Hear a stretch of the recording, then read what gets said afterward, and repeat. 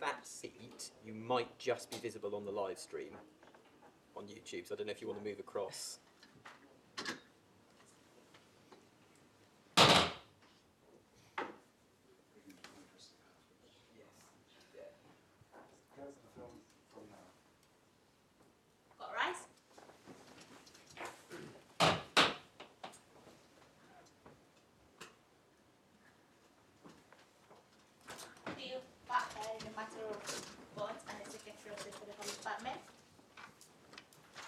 Your Lordship, the ladyship, you have two more notes before you. I'm not sure whether I've had a chance to read them. I think we've all had meetings this morning already.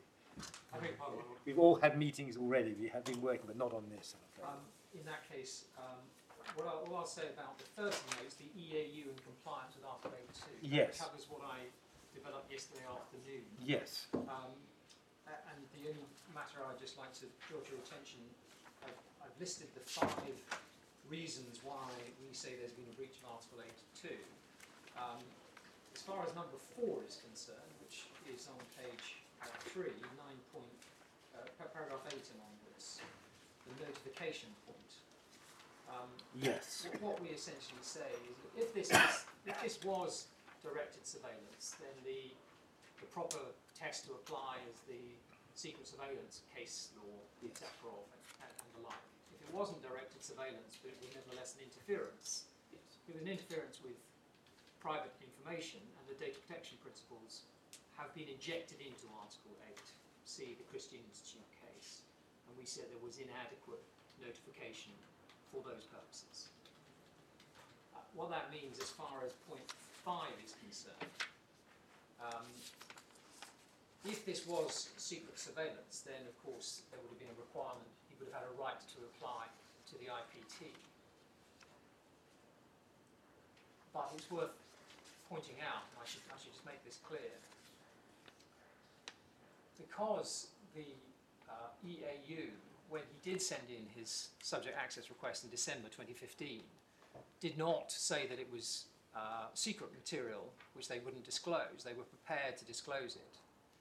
In fact, he didn't need, therefore, to go to the IPT. It was only if they had said, well, we neither confirm nor deny that we have any information, that he would have needed the remedy before the IPT. So, in Mr. Butt's case, we don't say that the absence of the opportunity to go to the IPT was itself a breach. But in this within this framework, if what the EAU were doing, because you are going to need to look, in my submission, at the wider framework, then it's necessary to look at what the EAU do when a request is made for information, when the subject access request is made by somebody who suspects that their material, their information is being processed, or that they're the subject of an investigation. Because what might happen is, as happened in May 2015, they may say, well, we're not going to disclose this because it relates to security material. We neither confirm nor deny that we have it. And in those circumstances, then there would need to be a remedy of the kind that's provided for under the regulatory. I thought the evidence was that this isn't. They don't treat this as secret. Well, they didn't in Mr. Butt's case. It's fair to say that the practice was evolved over the course of the period where they were processing Mr. Butt's information. Because in May 2015, there was a Freedom of Information Act request, not by an individual asking about whether their material was being processed, but asking for details about the EAU, and I showed it to you yesterday. And the EAU, the Home Office said, well, we've got this material. Some of it we're not going to disclose because it relates to the formulation of policy, yes, and it's not in the public interest. Some of it we're not going to disclose to you because it relates to Secret Service material, and it's absolutely exempt from disclosure. And it's right that in Mr. Butt's case they didn't refuse to disclose it on security grounds, which is why I make the point that in his case he didn't need, in the end, a remedy before the IPT. But if I've understood your submissions right, if we conclude that this is secret surveillance or surveillance, yes, then the remedy should be IPT, and if it's not, then you say the remedy would be through the DPA. Yes. And that requires notification of some Yes. kind, so that the subject knows what to do. It's as simple as that. Simple Fork as in the road. Simple as that. You would reject that judicial review or any other common law remedy afterwards would be a sufficiently clear legal remedy. That's Well, the position you take. If they've already disclosed the material in response to a subject access request, then we would have the remedies under Section 7 and Section 10 of the Data Protection Act, and a remedy before the Information Commissioner and the Information Tribunal if necessary. So as long as we know something's happening, sufficient to be able to make a subject access request, then we submit that the remedies that then follow are sufficient. Yes. Okay, thank you. Right. Then, as far as the prevent duty is concerned, my lords, my lady, the note that I've handed up I'll use as a memoir in that case. Renounce your grounds 1 to 4. 1 to 4. My 1 to lord, 3. yes. 1 to 3. Grounds 1 to 3. Exactly. Right, thank you. Now, my lords, what we say in a nutshell is that the prevent duty guidance and the higher education prevent duty guidance, when read fairly and in the light of the intended audience, firstly go beyond the respondent's power under Section 29 of the Counter-Terrorism and Security Act to issue guidance to higher education bodies as to the discharge of their duty to have due regard to the need to prevent people being drawn into terrorism, because it equiparates, or appears to do so, terrorism with extremism, and non-violent extremism at that. Secondly, it authorises, encourages or directs interferences with speech that do not amount to hate speech and are therefore not permitted by either domestic or convention law, those interferences. So we accept that it's permissible to prevent speech which amounts to hate speech, and I'll come to what the definition of that is in a moment. But what the prevent duty guidance does is authorise, direct or encourage interferences with speech that do not constitute hate speech. It goes beyond what would be justified. And we say, thirdly, by paragraph 11 of the higher education prevent duty guidance, it authorises or directs educational bodies when their duties to have regard to the need to prevent people being drawn into terrorism on the one hand, and their duties to protect freedom of speech on the other are in conflict, but finely balanced. It directs them to strike the balance against free speech,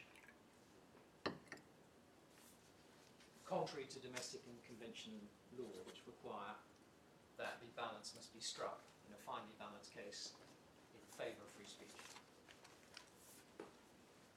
My lords, can I ask you to take up the core bundle, which contains the guidance, and in view of the pressure on time, I'm just going to take you to the key passages that we say are problematic. So what we're looking at That's where? bundle 1, my lord. Bundle 1. Core bundle. Core bundle. The prevent duty guidance begins at page 391 of the core bundle. Do we read the two together? You do, my lord, yes. They are to be construed as one document, essentially. Because there are some differences between them. My lords, in our original skeleton argument, in the first instance, from paragraphs 46 and onwards, there is a detailed exposition of the background to and the framework for the prevent duty guidance. I'm not going to take you to it. I'm just going to deal with... Can you send us that electronically? Of course I can, my lord. Yes. Yes. I think I may have sent it, but I'll resend it, my lord. That's the skeleton below. That's the skeleton, the main skeleton If you below. send it It's a long document, but it sets everything out in... Astonish you allowed to put in such a long document. My lord, I'm glad to see it wasn't put in here because it means it's sent straight back. my lord, it is a constant challenge to strike the right balance. But I'm going to just deal with the contentious paragraphs. Yes, thank you. So Yes. No, I understand. So we've got page 391, yes? So That's the yes, revised if you turn in that document to page 402, find the definition of extremism under the glossary terms.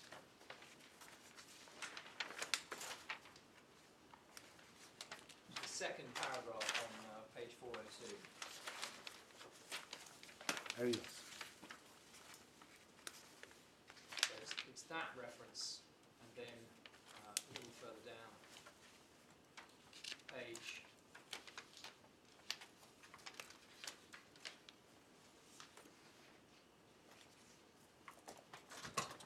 non-violent extremism.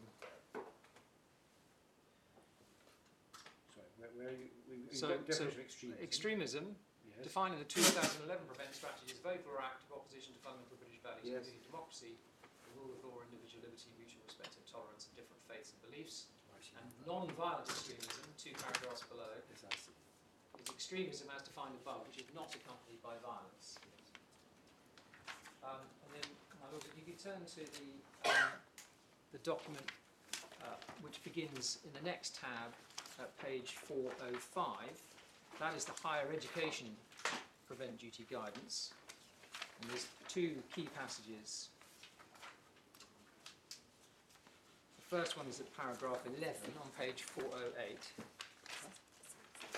It's tab 12A, I understand. Yes, thank you.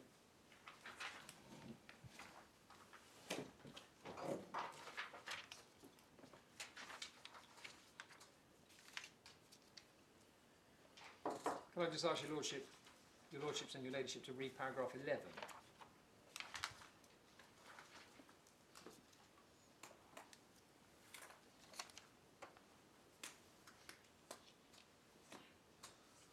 Yes.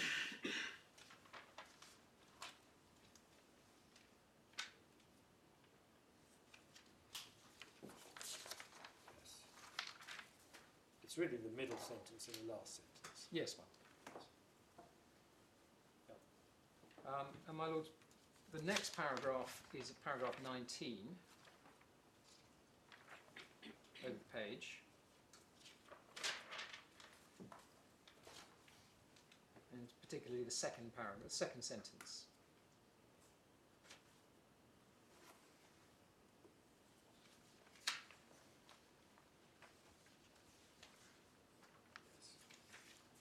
And so what we respectively submit, my lord, is that paragraph 19, properly read, effectively equates both non-violent and violent extremism with terrorism.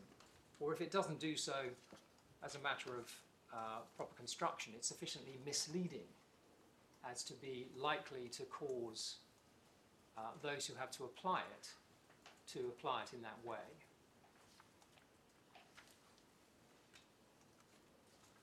And paragraph 11, we respectfully submit, is unlawful because it directs, encourages, or advises that which is unlawful.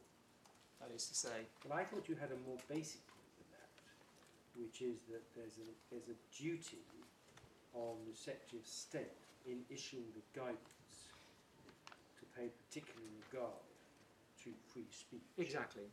And what he's done is, I thought your point was that what's happened here is that however small the risk may be, assuming you can't mitigate it any further, however small it may be, the guidance is you should cancel the meeting, say it trumps everything. Exactly. That is our first point in relation to this paragraph, but we also say that it leads to, will inevitably, if followed, leads to breaches of free speech, both at common law and under Article 10. And my lords, before I just develop that, there's one other piece of guidance that was produced by the Higher Education Funding Council for England, who were the monitoring body, the statutory monitoring body for the prevent duty. It's now the Office for Students, but they produced a monitoring framework. Hang on, David, too fast. Sorry, my lord. Hefty was the statute. It was, yes. Under what section of which statute? That's section 30 of the Counter-Terrorism and Security Act. Right, and who is it now? And it's now the Office for Students. Since these proceedings were decided in the administrative court. And under what provision is that? So the monitoring is section 32. I think it might be sensible, my lord, if when I just show you this particular piece of guidance, I'll just give you a brief gallop through the relevant statutory provisions. Well, we're familiar, I think we're all here very familiar now with section 26, section 29, and section 30. I think. Section 32 is the 32. monitoring power. All right. Well, we can look that up. We'll look that up.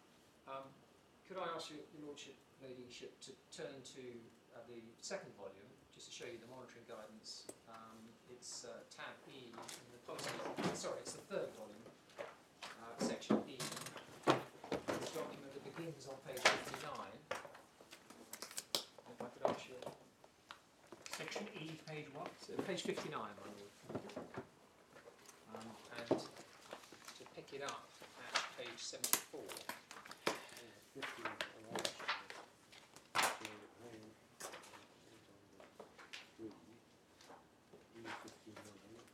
We're at paragraph 5 of the note that I handed up. Hang on. Just tell me which page again was it? Page 74, starting at 74, but the key passage I'm going to show you is on page 75. Yes. Yes. So it sets out under Annex B the prevent duty guidance. Yes. So this is the monitoring framework for RHAB EVs. It says this: the statutory prevent duty guidance is an important factor for relevant higher educational bodies seeking to demonstrate compliance with the duty. It's therefore central to HEFGI's monitoring framework. HEFGI's summary of the guidance follows with relevant paragraphs referenced. Yes. And then over the page, paragraph 3, prevent duty guidance for higher education institutions, and at C, it expects, that's to say the guidance expects all RHAB EVs to address 1. External speakers and events. There should be policies and procedures for managing events on campus and the use of premises. And then this sentence: external speakers or events should not go ahead if risks cannot be fully mitigated. And what that does, my lord, is it simply reinforces the conclusion, in fact, that the judge, Mr. Justice Ouseley, reached, contrary to the submissions being made by my learned friend, which was that in those circumstances, RHEB should not let an event go ahead, or should not let a speaker attend. However, what the judge went on to find, and if we pick up perhaps now the judgment, my lords, the key passages are at 53 to 68 Is this of the judgment. It's in my note. in the note? paragraph 7. Do you want us to turn up the judgment? Yes, please. So back in the core bundle.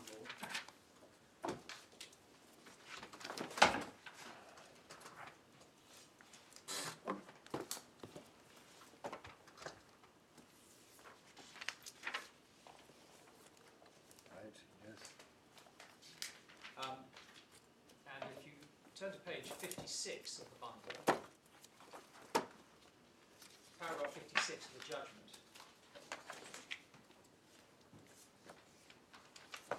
Mr. Justice Ouseley said this: I entirely understand why the last and second last sentences of paragraph 11 will be seen as very restrictive. The RHEB must be entirely convinced that the risk is fully mitigated, or fully mitigated without any doubt. Otherwise, the RHEB should exercise caution and not allow the event to proceed. In this context, I would have thought that was a nigh on impossible task with some speakers, but the suggestion that it was a requirement that all who oppose fundamental British values should be banned is rather wide of the mark. And then I reference Mr. Sanders' contrary interpretation, and then in paragraph 58 he says this: in my judgment, paragraph 11 of the HEPDG means what it says on a straightforward reading of its quite simple language. The notion of full mitigation could mean mitigation as far as reasonably practicable, or mitigation so that there was no significant risk. And without doubt... We've read this. Thank you, my lord. I think we've all read this quite carefully. And then, but what he... So, effectively what he said was... what he found is that the guidance does advise... It means what it says. He says it means what it says, what it but says. you, the universities, you, the higher education body, have your own separate statutory duty. That's The right. decision is yours. You can ignore the guidance, and if you ignore the guidance and you think it's wrong, then you say so, and you do. I mean, that's what it comes to. Exactly. Yes. And what we say, my lord, is that given the target of the guidance, the fact is that it's not enough if guidance effectively advises a body to act unlawfully without telling them what they need to do in order to act lawfully, then that guidance is unlawful to that extent. We drew the judge's attention to the approach taken to the case of Lex and to the case of Fox, which are referenced in paragraph 7 of our skeleton argument of the note I've handed up, for the proposition that where guidance is materially misleading and encourages a public body to act unlawfully, then that guidance is unlawful.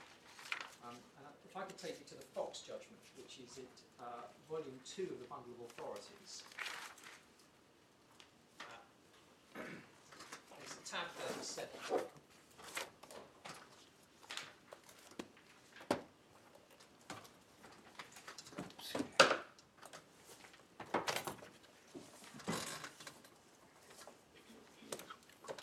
Yes.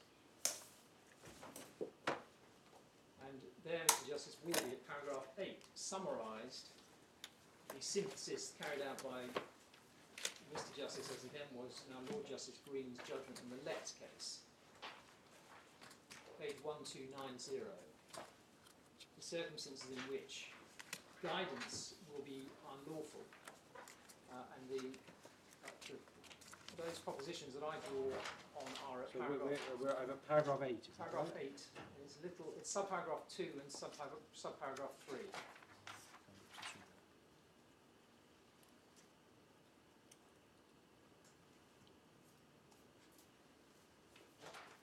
Yes. And my lords, my lady, it's a simple point. In fact, it wasn't addressed by Mr. Justice Ouseley in his otherwise compendious judgment. And we respectfully submit that even if we're wrong, that that the guidance can only be read in one. Sorry. That even if it's right that the guidance that the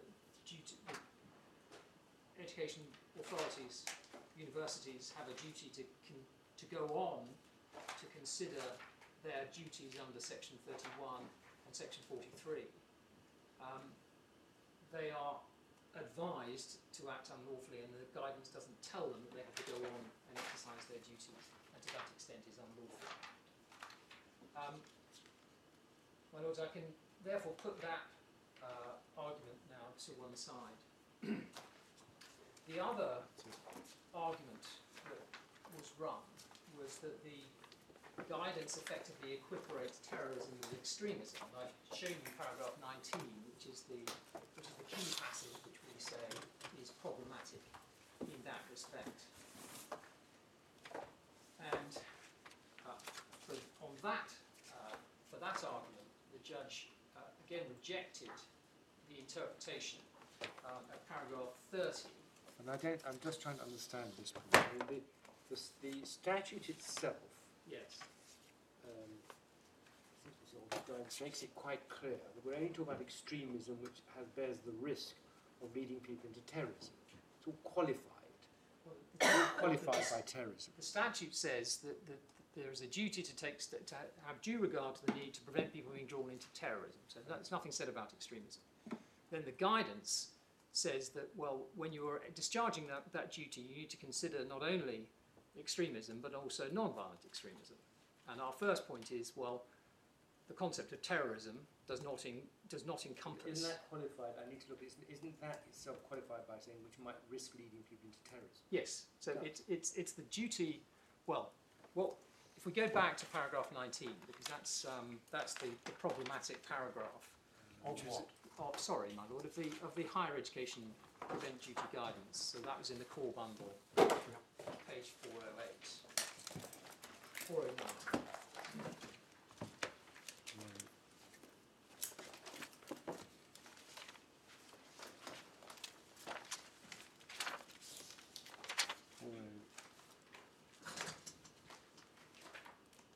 Extremist views that risk drawing people into terrorism.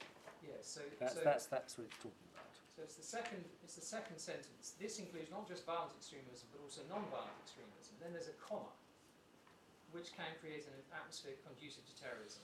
So it is referring to non-violent extremism and violent extremism, which can create an atmosphere conducive to terrorism. But our submission is, first, that goes beyond the statutory power in section 26. But in any event, even if that is authorised by section 26, it will inevitably encompass and prescribe expressions of opinion that cannot be prescribed under either common law or Article 10 rights of free speech. When you talk about prescribe, you have to be careful what you mean by that, because what is evolved is a challenge. It's the idea that these views should not be allowed to be expressed unchallenged. That's the extent of it. It doesn't, and in the context of speaking at on a university platform, it's not prescribed full stop. Well, Melanie, when you read paragraph 19 together with paragraph 11, and you read it in the way that indeed, Well, that's your separate argument. it's a separate point. But it's when I accept that if all this guidance did was that universities have to take care to ensure that those views are challenged, then I would not be here. But it doesn't. What it says is that those views can, and in some circumstances must be prevented. Well, no, if the event at which they are presented must not be allowed to proceed unless it can be mitigated. Now, we've got your point, I think, on that. Yes. But are you really saying that there do not exist extremist views which may create an atmosphere conducive to terrorism? Well, my lord, this concept of views that create an atmosphere that are conducive to terrorism is not one that one finds in the Strasbourg case law. Well, I don't care about that. Are you saying that they don't? First of all, are you challenging that? No, I accept as a rational position. I accept that there are some expressions of opinion or of speech which can both be conducive to or encourage people to be drawn into terrorism, even though they are non-violent. Right. I accept that. And therefore, why, if you do accept that, then why does the statutory purpose to avoid terrorism through the prevent strategy not bite on that? What's the logic? Well, it comes down to how one matches that onto the concepts that are more clearly articulated in Article 10.2, but which we respectfully submit are also encompassed in the common law concept of free speech. There are some circumstances in which views, which may well be views that are shared by terrorists, the non-violent views, they may well be ones that are part of the milieu, if you like, in which terrorism is bred, but they are nevertheless views which are entirely lawful. And if you were to remove the concept of terrorism from them, may well be views that are held by a large number of people. Well, let's say, an obvious one that's been mentioned before, are views about homosexuality. So everybody can express a view about that, and it's not unlawful Exactly. to have anti-gay opinions about it. It may not be. It depends what the context is. It depends if it's hate speech, It depends if it's hate speech or not. All those things. But to express a view might not be unlawful. But the point here is that it's all governed. I mean, 11 is the governing provision, which is are views likely to be expressed which will draw people into terrorism. I mean, that's the overriding provision, isn't it? Well, my lord, what we should certainly make that clear. Yes, I mean If it it's doesn't unclear. make it. Okay, if paragraph 11 was fixed, if I could put it that way, that would go a long way towards resolving the problem that we have with the guidance. This is, however, a separate point, and it's a subtle point, and it requires me to be very clear about exactly what I'm saying. I accept that there are expressions of opinion which are non-violent, but which amount to hate speech, and I'm going to explain exactly what I mean by hate speech, which can be lawfully prevented from being articulated. However, expressions of opinion which are not hate speech, however offensive or unpleasant or However much they might draw people into terrorism. well, the trouble with this, my lady, is this.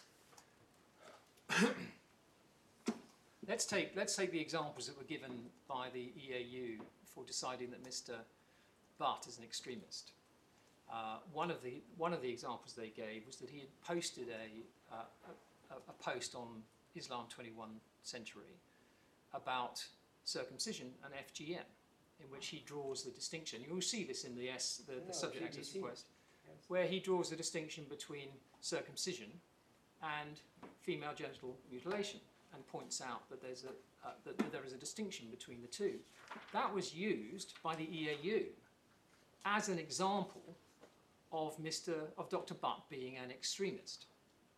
Now, when I submitted yesterday that the information in the subject access request is a useful illustration of the dangers of this guidance, that is what I meant.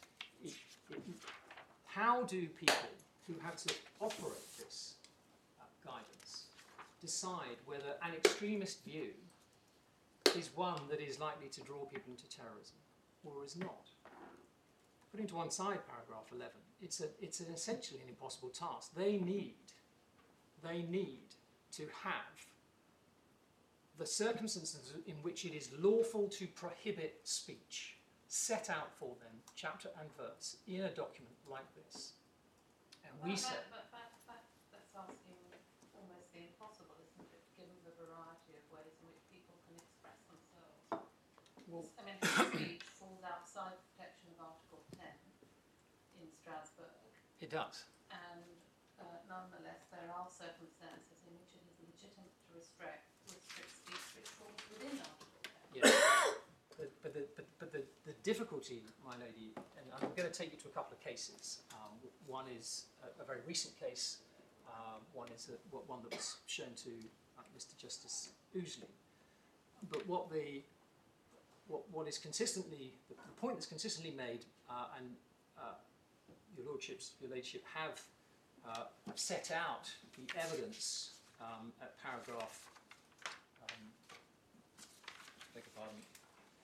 The evidence of chilling effect we've summarised at paragraphs 13 through 17 Of your note. of my note, and you'll find the places where we go. But it includes the concern that was expressed by the UN Commissioner in his report in April. Where one moves into the category of policing lawful speech, not by reference to terms such as non-violent extremism, there is a real risk, particularly when it's being operated by ordinary people, everyday university administrators, prevent coordinators, student union bodies. There's a real risk that in that context, unless the guidance is very, very clear, that it will be operated in a way that will in fact catch speech which is neither unlawful, doesn't risk drawing people into terrorism, and would be a breach of Article 10 if that were to happen. And not only does it do that, is that this guidance and this definition creates an atmosphere in which students fear expressing views that may be construed by those who are responsible and may have duties in relation to them, including duties under prevent, restrict them from expressing those views. They're less likely to go to the university library and to take out a book on Palestine. They're less likely to convene a conference on Palestine because they're afraid that they will be perceived as extremist. And that's what the evidence that we've put before the court, particularly the more recent evidence we respectfully submit, demonstrates that. That is not the issue. The issue in this case is, can you identify other speakers, not the students, speakers who are coming in to the university to give speeches? Can we identify, is it possible to identify that those people, by reference to their history, what they've said, are likely to say things which will give rise to a risk of drawing younger people listening to the meeting, into terrorism? Yes. That's not about the students going and taking books. Well, my lord, this guidance is aimed at. my lord, what one has to look at when considering whether there's a chilling effect, which is essentially our case, that this definition encapsulated in this guidance creates a chilling effect within universities. It discourages students from inviting speakers in the first place. So, and if that is the case, then one would never get to the question of whether that particular speaker is likely to say something that is non-violent but extremist and which risks drawing people into terrorism. Can we just I want to keep to within the hour. Is the fair summary of your submissions on this point that unless the views taken into account under 19 are limited to what is hate speech or unlawful speech? Views which can lawfully be proscribed under Article 10.2. I want to put it in a different way, unless it's restricted to something. You're putting it a different way around. Unless it's restricted to views or which are not lawful, is that right? Yes. Are not lawful. Yes. Are not lawful. But lawful in, sorry, my lord, but lawful in that context, it may be lawful to say something, but it's nevertheless hate speech. So that's why I have been very clear that what we say is that hate speech is lawful. No. Hate speech can be prohibited.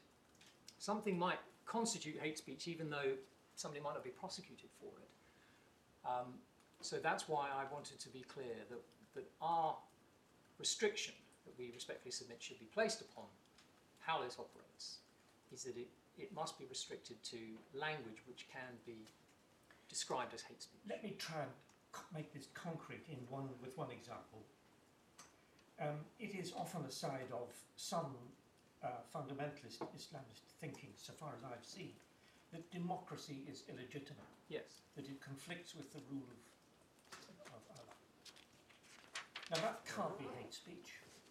No. But it may very well conduce others to say, because democracy is illegitimate and because Western laws are illegitimate, violence in pursuance of the will of Allah or the precepts of the Quran are justified. Well, my lord, that was precisely the expression of opinion that the claimant in the case of Gunduch articulated on a TV show, and he was prosecuted, and it was held that the prescription of that opinion was a breach of Article 10 because it was not connected to or accompanied by language which could be described as hate speech. No, but that's my lord's point. My lord's point is, it may not be hate speech, but it is certainly capable, in a proper context, of giving rise to a risk of terrorism. That's the whole point. Well, what I I expect speech which leads to radicalisation, sort of problem which arises in prisons, for example. Prisons also under the prevent duty. Well, my lady, my lords, that is my submission. Unless it is speech which can be lawfully restricted, proscribed for the purposes of Article 10, subsection 2, then it cannot be lawful for this guidance to encourage, advise, or direct. Right. Can you just give us just show us very briefly a description of what such speech would be that does not lawfully. Yes. So it would have to be capable of being proscribed under Article 10.2. I've given the example of hate speech.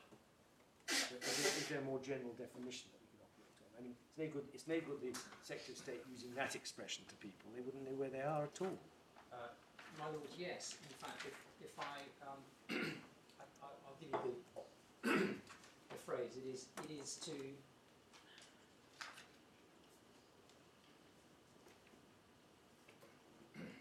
It's paragraph 20 of my note. Thank you. Hate speech is that which promotes or incites violence or religious hatred or intolerance.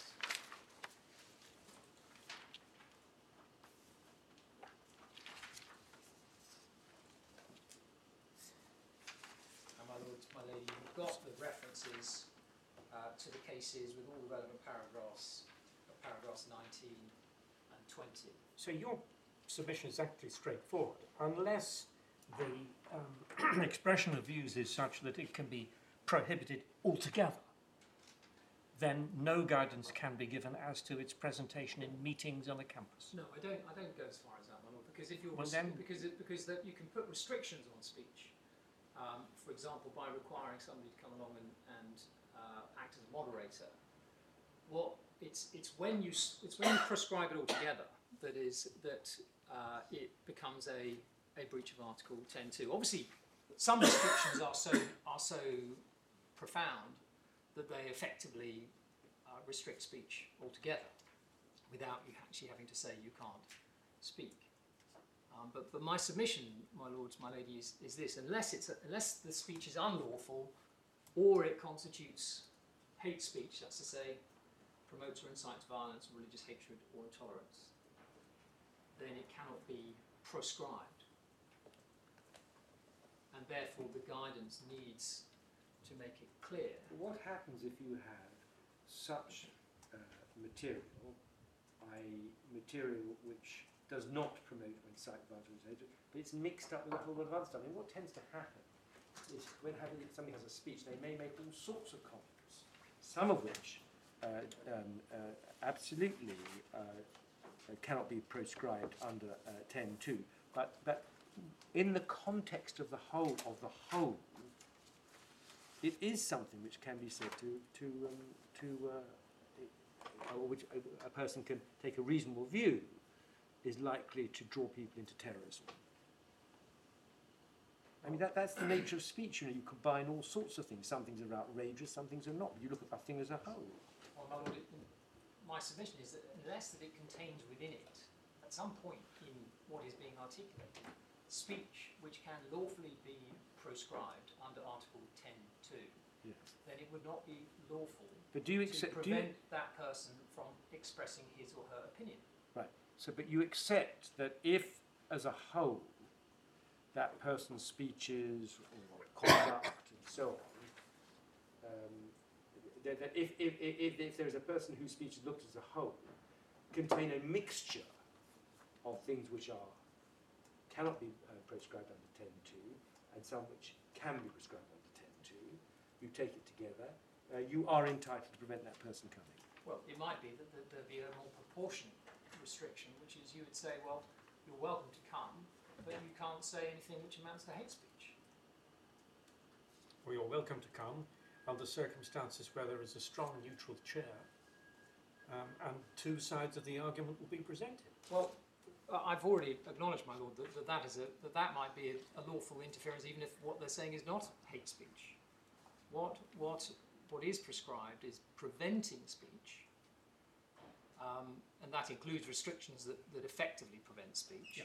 Well, we then go back to the first point, don't we? Really, we go back to the nature of paragraph 11, the tone of it, and whether there is an absence of the balancing reference to the right to freedom of speech. It's paragraph 11, and it's paragraph 19. Yeah. My lords, my lady, those are my submissions. You've done very well, less than that. Thank you very much. Yes.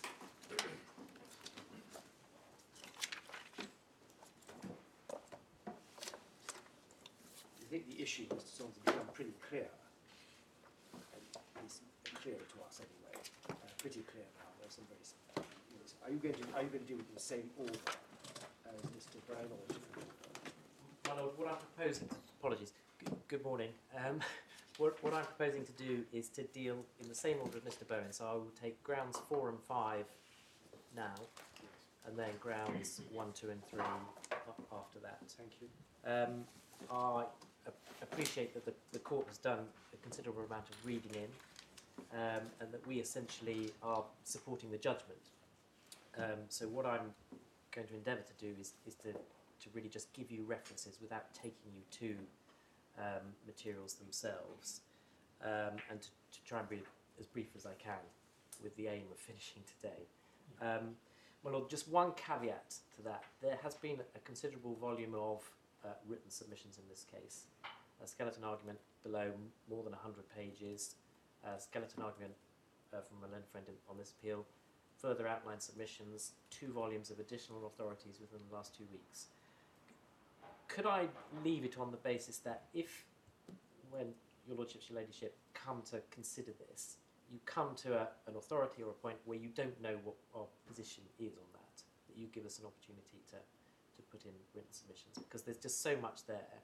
I haven't had an opportunity to read these speaking notes. I'm grateful. Just by way of background, before I come to the grounds, there's just a few points to cover very, very briefly. You have in the core bundle our first instance skeleton argument, and I'll just give you the reference, part 4 of that, which is at tab 8C, page 237. First instance skeleton at core bundle. Tab 8C. You want us to go there? No, I would just, if your lordship's ladyship could just note the references I give, I think that will be the quickest way forward. I don't understand how both you were allowed to put in such long skeletons. I mean, is this normal?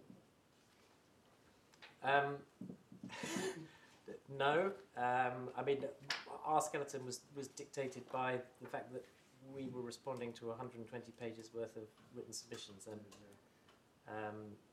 I think we've only just gone 3 pages over the 25-page limit for this one. No, I'm not complaining about this one. Yes, there was. I mean, to a certain extent, this is really 2 judicial reviews in one. One challenge to the guidance, one challenge to the extremism analysis unit, and they could have been 2 separate cases. So there has been a considerable volume of. That's a logic you wouldn't use in front of me if I was the judge in the administrative court. 25 pages is enough to express the nub of any case. Anyway. Now, if you want us to look at this first instance skeleton, then could you please send it to us electronically? Yes, absolutely, I will do. As soon as you finish the case. Yes. Thank you. And it's just part 4 of that sets out the references to the policy background in terms of the policy on terrorism, extremism, radicalisation. You've seen the references to the contest policy and the contest strategy and the prevent strategy, and the evolution of those policies. Another quick reference for you, it's Mr. Collins' witness statement, part 6 of that, and that's, I don't need to take you to it, it's at the first supplementary bundle, tab B3, page B163. Page B163. Yes. That is the specific policy background to the prevent duty and the putting of the prevent duty on a statutory footing.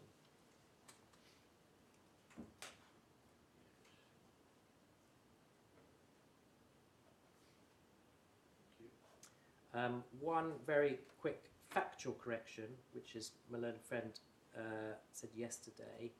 The number of relevant higher education bodies subject to the prevent duty guidance is 320, of which 216 are funded by what was HEFKI. 216. 216, yes. So what, all the others are what, privately funded? Yes.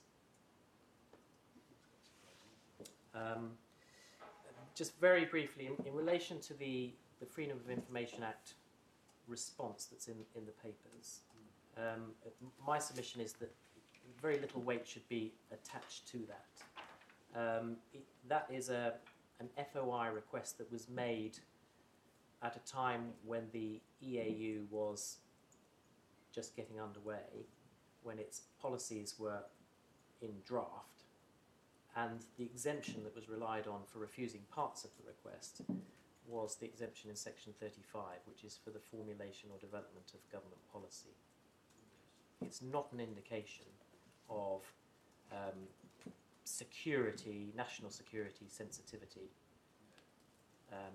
The reference to section 23 of the Freedom of Information Act in the response is a standard reference, so that government departments, if they're asked to provide something, they will always say, we neither confirm nor deny whether this has anything from MI5 in it. Because if they only said that in cases where they had something from MI5... So using government department, so that's not true. Not true. No. I chair something called the Advisory Council on the National Archives and Records, and what that does is it vets applications by departments to keep material beyond the 20 years, or to hand it over secret, or it's closed to the public. And we certainly don't get section 23 on all of those. No, and section 20, at that point, section 23 becomes a qualified exemption on the point of transfer to TNA. Let's not get involved. But the point is that the mention of that doesn't carry any real significance, because it's in pursuance of the NCND approach, where there is anything that touches on security. In this type of, in the extremism, counter-terrorism context, that will be referred.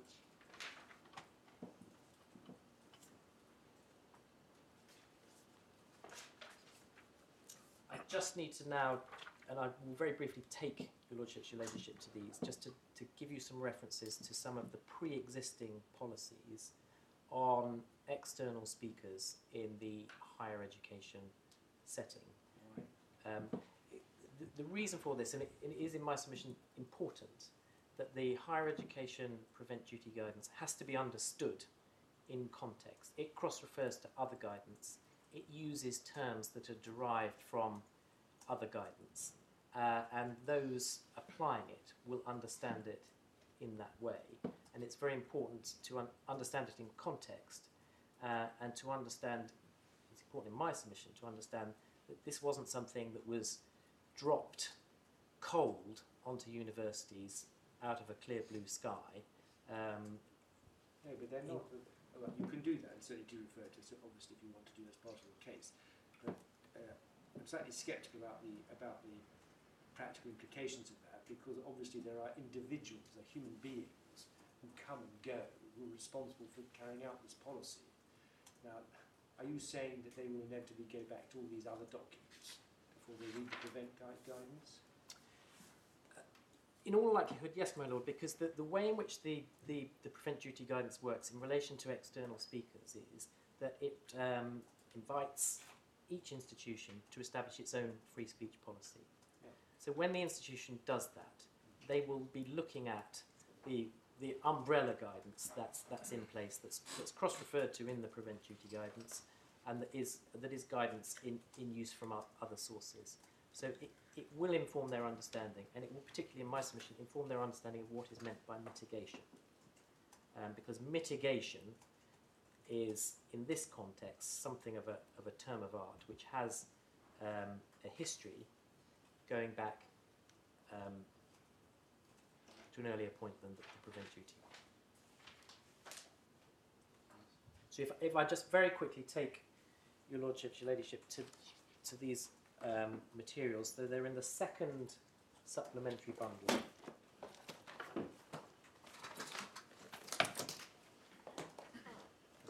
Well, when you say the second supplementary bundle, I think Mr. we Berg call the core bundle, somebody's marked it 1, and then they've got appeal bundle 2 is supplementary, and appeal bundle 3 is supplementary, right?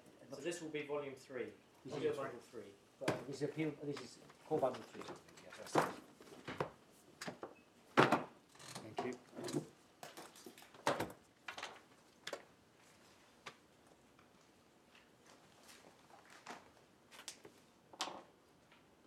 So where are we going? So it's tab E3B, so that's it's paginated at the top, page E219.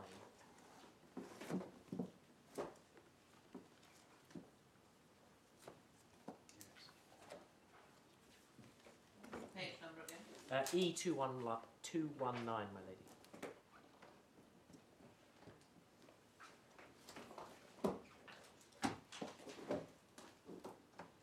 This is 2008 guidance from the Department for Innovation, Universities and Skills, which was in fact an update of some 2006 guidance.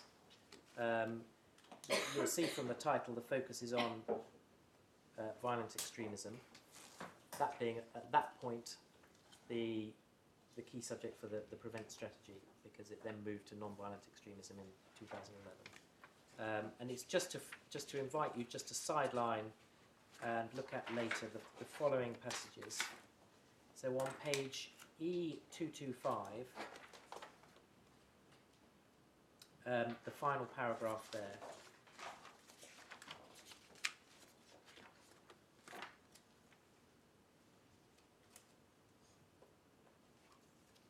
E231, the first two paragraphs.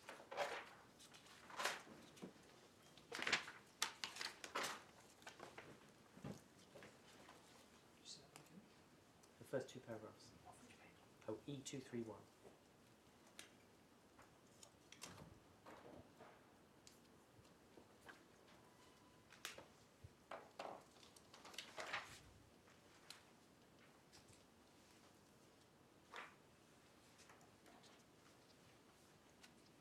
And then over the page, E232, the penultimate bullet point there.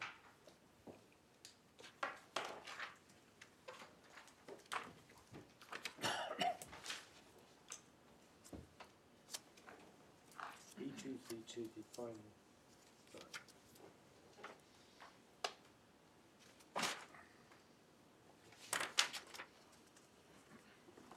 Are there issues to consider? Yes.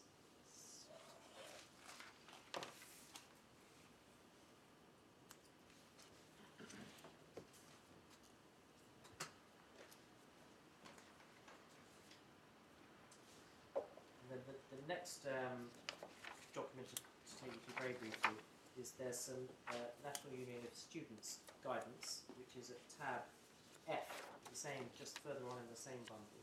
This is 2011 guidance.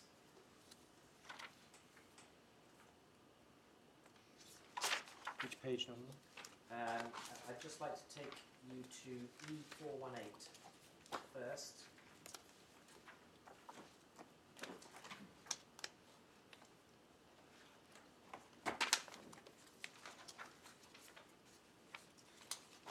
Yes. And if I could just ask you to highlight the right-hand column there, what we mean by external speakers.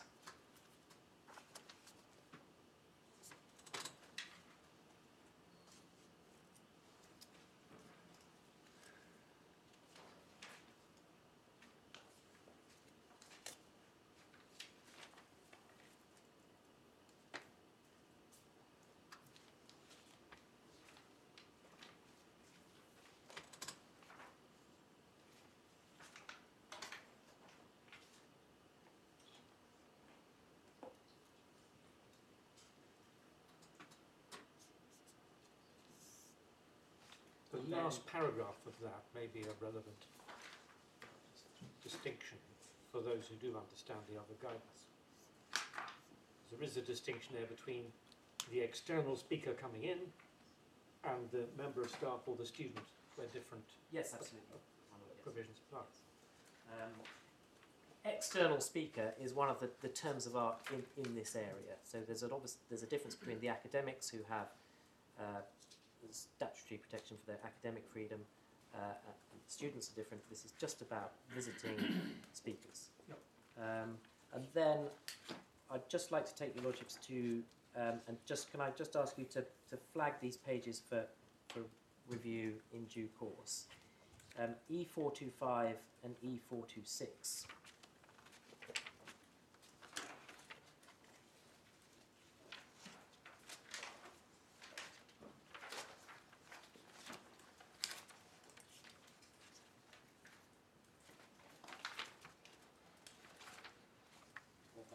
whole page. Just those 2 pages, my lord. Yes, and I'm going to, by reference to these policies, there's a submission to make in relation to both the EAU challenge and the prevent duty guidance challenge, and then just pages E429 to E432C.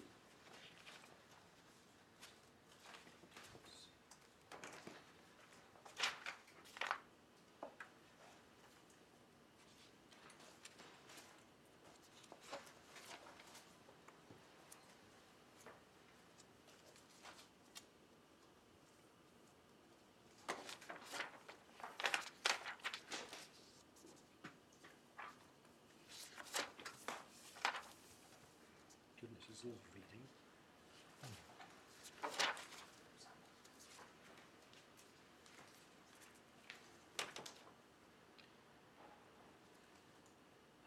Just 2 more.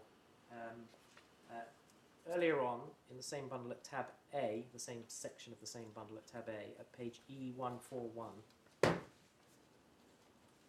there's a document promoting good relations on campus from the Equality Challenge Unit.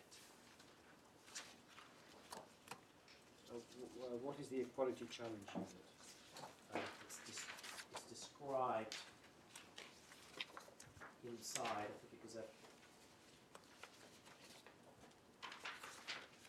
collective.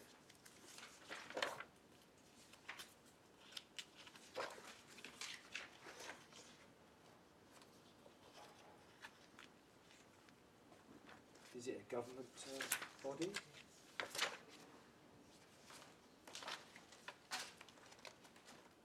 Well, It looks like it's a university.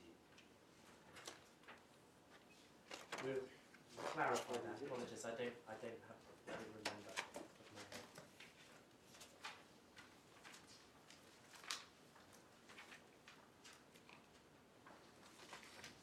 off the top of my head. And And then it says ECU would like to thank the following people and organisations for their advice in producing this updated guidance. So it's ECU. I'd have thought that was something universities. I've got it's the Equality Challenge Unit, my lord. I'm quite sure universities. And then at page E217, it says ECU works closely with colleges and universities to seek to ensure that staff and students are not unfairly excluded, marginalised or disadvantaged because of discrimination. It provides a central source of expertise, research, advice and leadership. It's for support equality and diversity for staff and students in higher education across all 4 nations of the UK.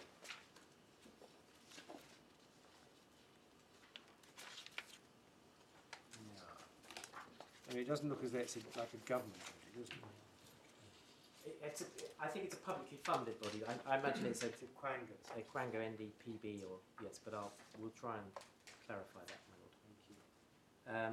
And then it's at pages E186 to E187.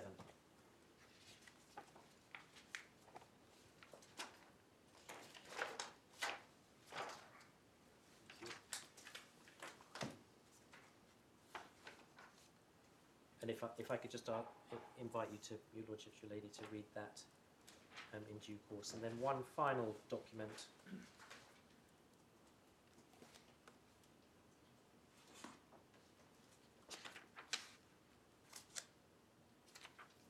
which is at page E367. So that's at tab E.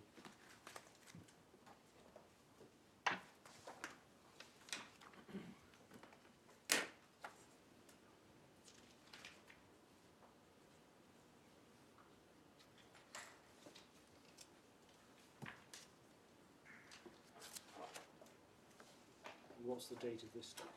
The date of this document is it's March 2014, and it's an update to a document that was the first edition was November 2013. So it's a Universities UK publication. It's cross-referred to. Paragraph 8 of the Higher Education Prevent Duty Guidance refers back to this.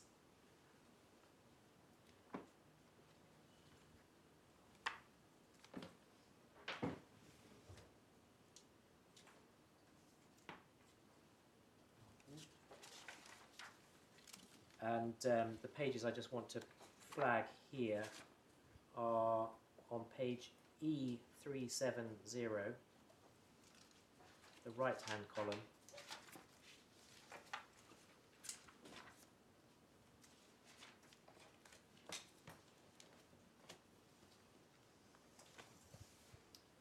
Page E386,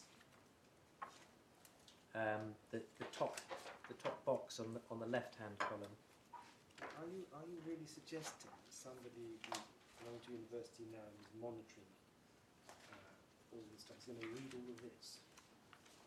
Yes, because They will have read all of this. because the person who is tasked with producing that university's free speech policy will obviously look at the surrounding guidance and templates and pull something together that's suitable for their institution. And then just find. You told us 386, but is it the whole page or? Sorry, apologies, my lord. It's 386, and then it's the top box on the left-hand column. Right. Components of the structure staged and consistent process.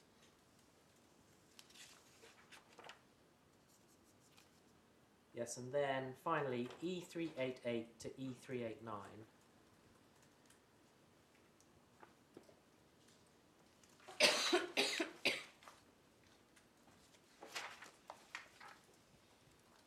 And then, in particular, on page E389, the right-hand column, the mitigation of identified risks, and that then carries over the page.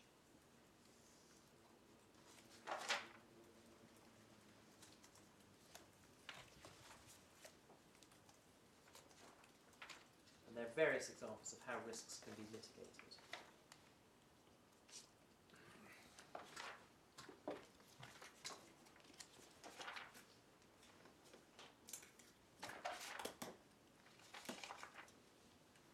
Now, I'm grateful for your patience bearing with me on taking a logic to this. If I can just briefly develop why I say this is relevant. First, in relation to the EAU, and in relation to what may be reasonably foreseeable activity on the part of government. In my submission, it's quite clear from these documents that central government has had an interest in, a policy interest in extremist views, extremism, radicalisation on university campuses, which it has been pursuing actively for well over a decade.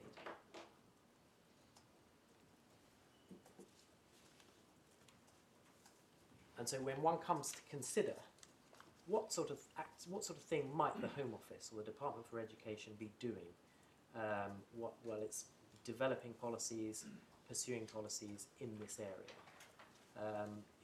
It's relevant to know that. It's well known in the higher education sector that this is a big issue, an important issue, and an issue in which government is engaged.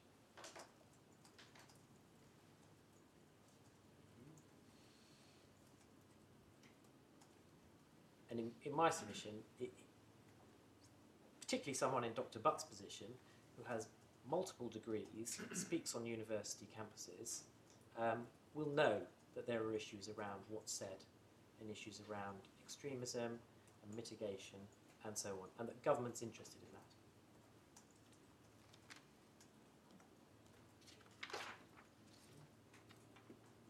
that. And the same point, or the same material is relevant when it comes to the challenge to the guidance, because the guidance cross-refers in particular to the UUK document, the last document we looked at.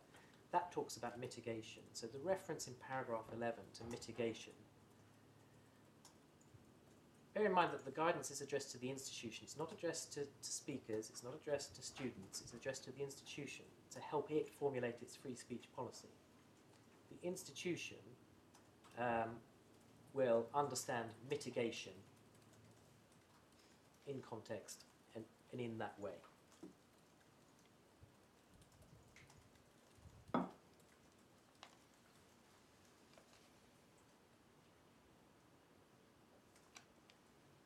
In that way, what is that way?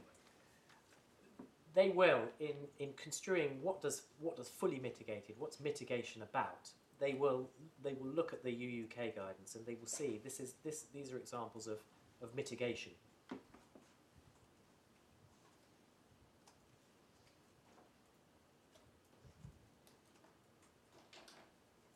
And they're all to do with counterbalance, with challenge, with providing a neutral chair, and so on.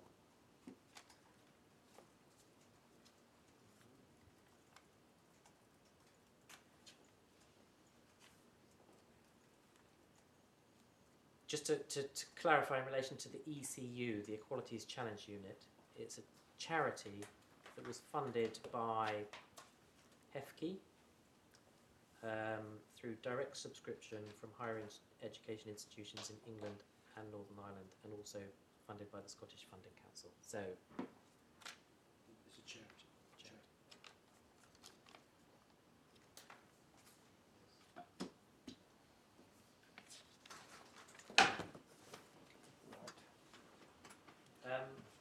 I'm not going to say anything more about the Article 9 of the Bill of Rights. You've got our submissions on that in our skeleton argument, which is essentially we align ourselves with the submissions made by the House authorities in their letter. So hang on just one second. So it's in your skeleton argument. Can you just refer us to the letter? The letter. Just give us the reference. It's Volume 2, Appeal Bundle Volume 2, so the first supplementary bundle, and it's tab D, page D64, and it's the letter from 464? D64. D64. Yes. And it's a letter dated 21st of September 2016.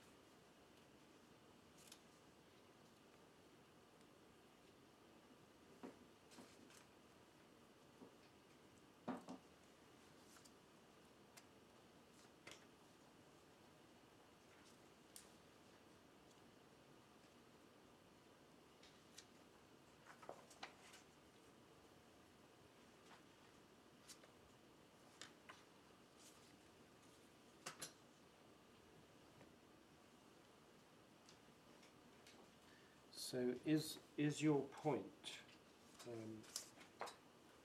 taken from the bottom of page 65 that unless both sides agree that the evidence or any parliamentary materials are correct, unless both sides agree that it's not permissible to refer to them? Is that the point? Well, my Lord, yes, it's permissible to refer to them for in terms of telling the chronology or the story. Yes. But Not substantive. In my submission, what my learned friend does is rely on them for the correctness of the opinions expressed. Yes. And that goes, that infringes parliamentary privilege because it calls into question proceedings of Parliament, and then we can't, without ourselves infringing Article 9, say no, that's not correct. But even if that wasn't the case, even if you both agreed that it was correct, it couldn't be relied on because that privilege can't be waived. Correct, my lady, yes. It couldn't be relied on for the correctness of the opinion. No. And in actual fact, when one looks at the bulk of the parliamentary materials predated the amendments that were made to what became the CTSA and were about different proposals and so on. But we say they're inadmissible.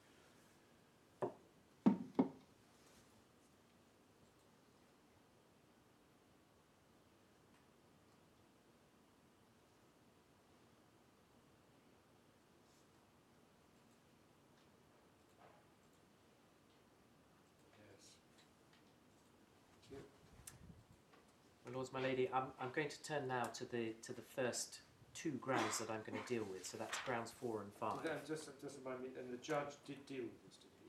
He did. So he undertook some analysis of the parliamentary materials and then said, I may have gone a little bit too far, but they don't make any difference either way. He thought they were inadmissible, did he? For the most part.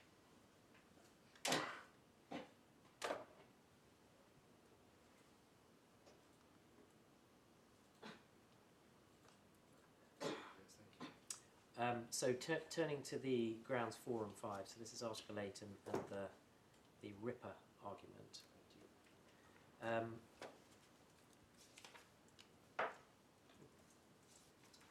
By way of introduction, I make a submission which is important, an analytically important submission, which we say has to be borne in mind when considering this limb of the challenge. And it's this: the Extremism Analysis Unit is not a legal person. It doesn't have any legal personality. It's not a public authority for the purposes of the Human Rights Act. And it's not a data controller for the purposes of the then Data Protection Act. Is not a party to these proceedings. This is the Data Protection Act 1998. 98, my lord, yes. 1998.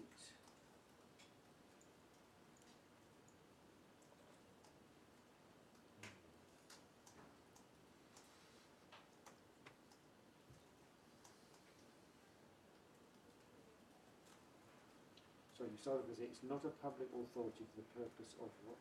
Of the Human Rights Act. Human Rights Act. Yes. The relevant legal person, the relevant actor on the public law stage, and the defendant to these proceedings, the respondent to this appeal, is the Home Secretary. And all the Extremism Analysis Unit is a team of officials within the Home Office acting on behalf of the Home Secretary.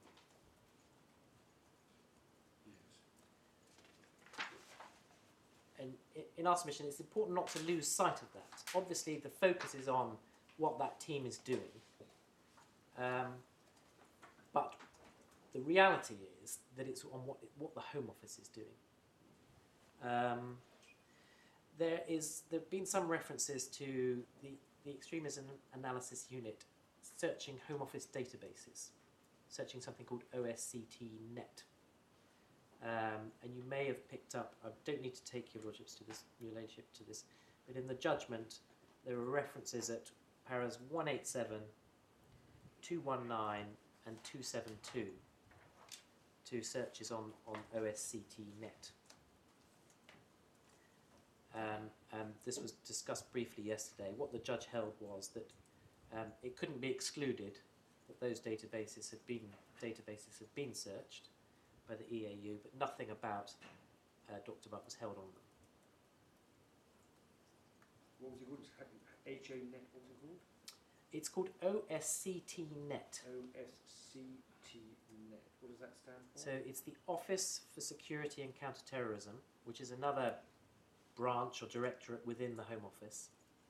And it's just their system, their secure computer system. If it's helpful, it's described at paragraphs 215 and 6.5 of Mr. Willis's statement. And at paragraphs 23 and 72 of our Part 18 response. Where is that?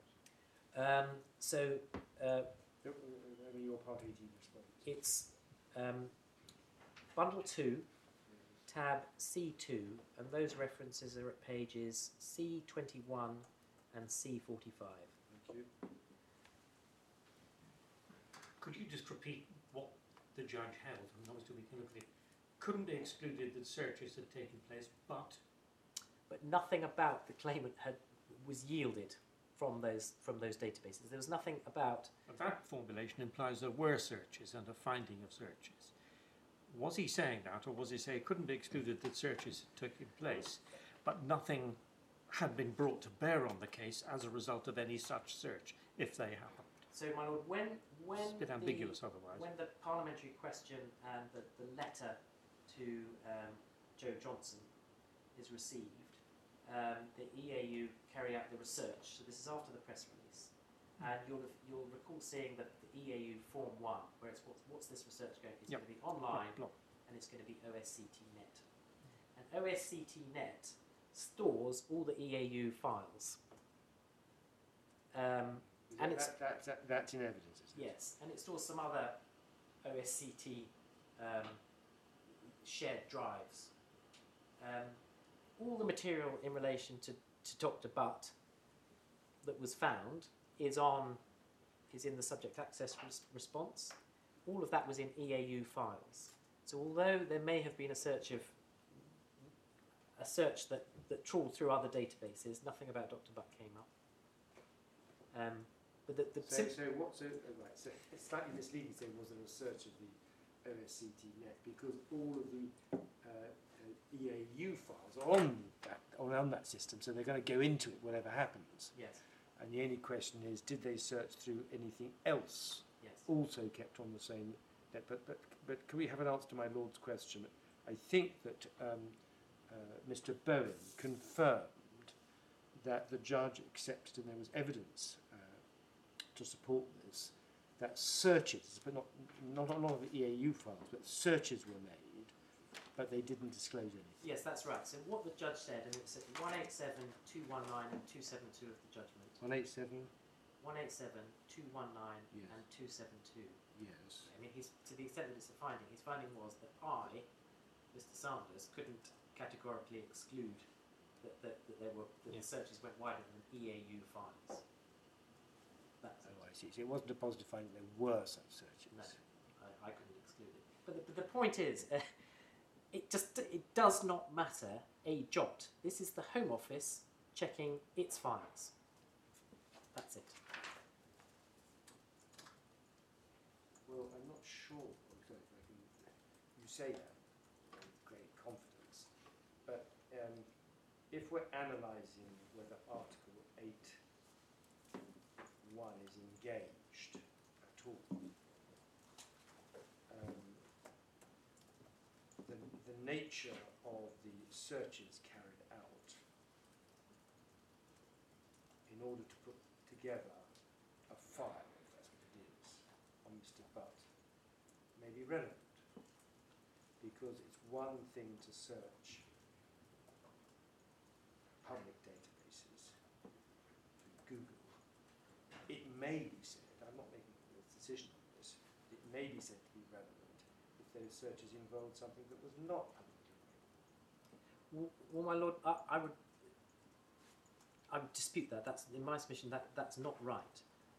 This is the Home Office, a team in the Home Office, looking at Home Office files. Yes. If it had found anything about Dr. Butt on Home Office files, it would simply be accessing its own materials that it already had. Yes. And so it adds nothing to say that that possibly other databases were searched and they yielded nothing about Dr. Butt. Because if they had yielded something about Dr. Butt, it would have been something that the Home Office was already processing for whatever reason. Anyway, we've got the solution. You say it's irrelevant because it's Home Office accessing its own material. Yes.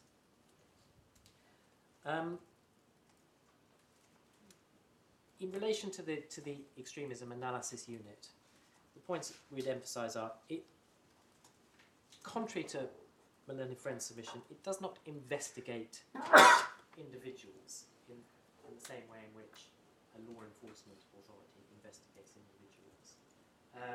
It doesn't keep a list of extremists. Who doesn't keep a list of extremists? The EAU does not keep a list of extremists. But I bet the Home Office does. And if the EAU, in conducting a search of this kind, is looking at any Home Office files that might be available, then how does your statement stand up?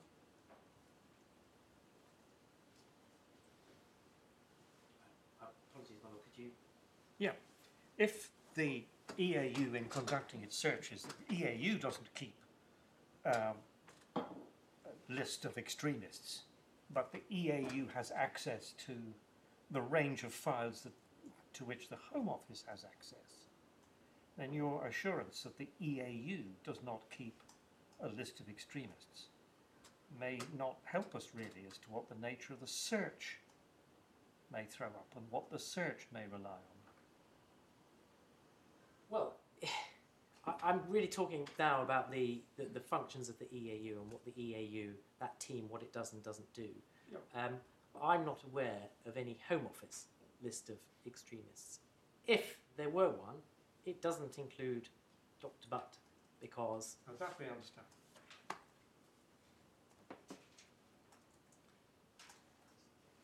Well, I'm trying to understand that maybe they need to go back to the witness statements again.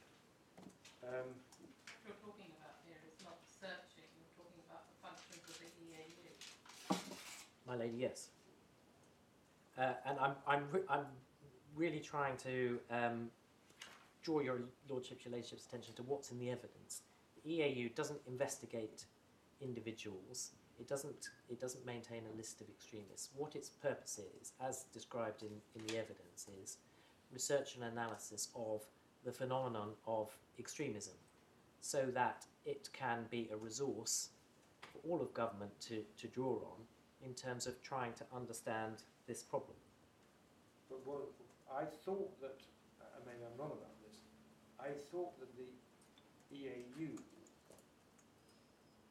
would pass to prevent coordinators names of people who were viewed by the EAU or the Home Office as holding extremist views. I think that I got that wrong. Well, one of the functions of the EAU, or one thing it may do, is what's called event flagging, where it will flag to prevent coordinators events which may be of concern, and invite the prevent coordinator to have a discussion with whatever authority is, with a view to ensuring that the prevent duty can be discharged. So if the EAU becomes aware of a particular event, or someone's going to be speaking at an event, and there's a concern, then that can be, that it's not disclosed to higher education institutions, but it may be flagged to a prevent coordinator, and that's one of the things that one of the services that it provides. Well, it's flagged, presumably, because of the speaker. Well, why else would you flag it? Yes, because the speaker or the organisation or something to do with. I mean, we're talking about external speakers. Yes. So if it flags an event, it can only be because it's flagging up concerns about the proposed external speakers. Well, my lord, it may be nothing to do with higher education. I mean, event flagging may be something to do with. No, but let's restrict ourselves. Let's restrict ourselves to that. I mean, you seem to be making. I'm not sure the judge dealt with this, or I may have missed it. You seem to be saying that the idea that the EAU or the Home Office has any views at all about Mr. Bund is wrong. It has no views about it. Well, none were communicated because it's not concerned with individuals. It holds no files or information about individuals. It's only concerned about events.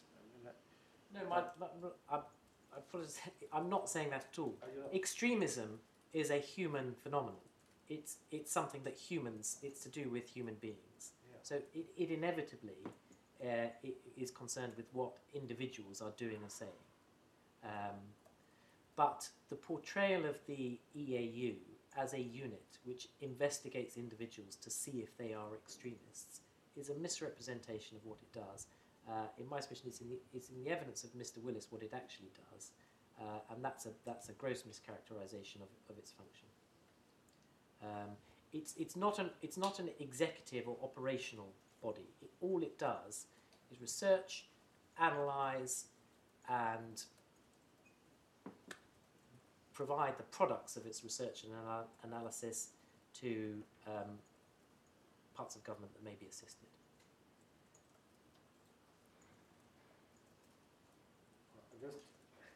We're not a first instance court here, so we're very much bound by the judge's findings. Absolutely. Am I wrong in thinking that he didn't go into this issue in the way you've described it? You're making quite some fine distinctions between what the EAU does and doesn't do. I don't recall the judge going into that. It's in the evidence, and it's Well, to a certain extent it's in the judgment. I mean, in relation to Dr. Butt, the EAU received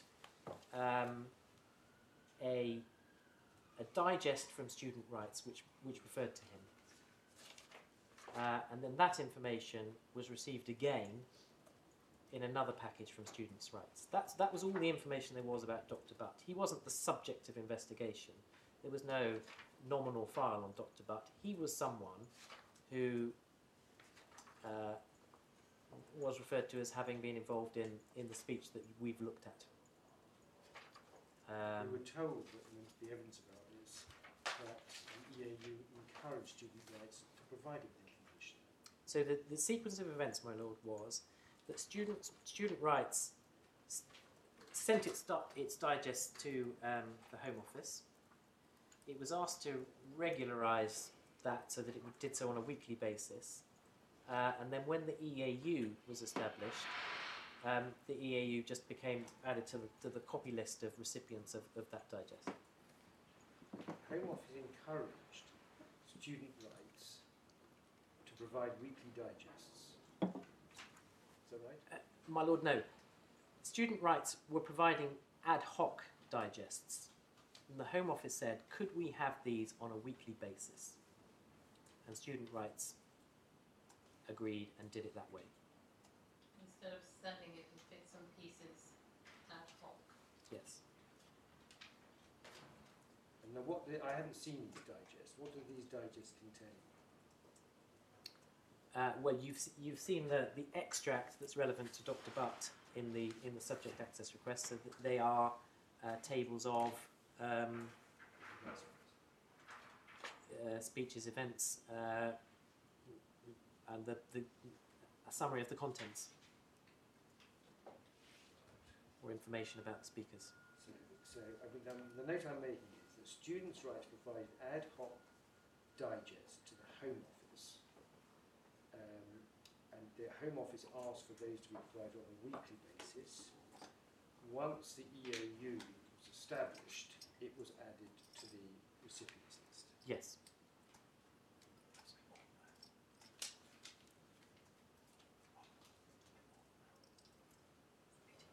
This is all in the evidence. Oh, yes, sir. This This is all in the evidence. So Mr. Willis. yes. So there are 2 occasions pre-press release when Dr. Butt's information is looked at by an EAU analyst. The first occasion is on one afternoon when a rapid assessment is requested by the director of OSCT, and the analyst looks at the Student Rights Digest, pulls something together. It includes Dr. Butt. That's number one. Then later on in 2015, an analyst is asked to do a more in-depth piece of research, meets with student rights. Can you provide information? They provide information. It includes the same information about Dr. Butt.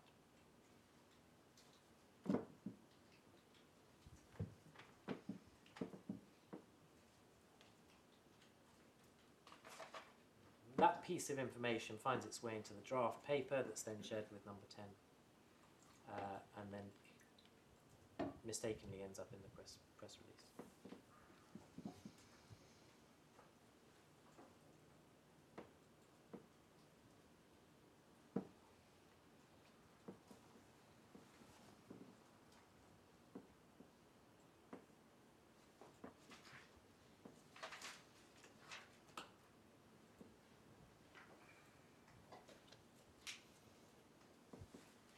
So in relation to Dr. Butt and his information, there is this very small piece of information about 2 events that's processed, looked at by 2 different analysts, and finds its way into the paper. Then after the press release is published, Dr. Butt sees his MP, there's a parliamentary question, and there's also a letter to Joe Johnson, the Minister. These are both from Fiona McTaggart MP. These are both in the chronology, aren't they? They're in the chronology, and you've seen the extracts in the subject access request response. Just as a point of detail, where there's a reference to a submission, that's a ministerial submission. So a submission has to go to ministers as to signing off the response to a parliamentary question, and it's the Minister for Counter-Extremism, for countering extremism, who replies to Fiona McTaggart. And you've got the text of that letter in the subject access response. And it's at that point that more research is done, which is really to verify whether the judgment expressed in the press release is sound or not. And there's a search of Google, Twitter, Facebook, and Dr. Butt's website. Google, Twitter, Facebook, and what was the fourth? Dr. Butt's website, the Islam 21C. Yeah, 21C. Yes. So Google Islam 21.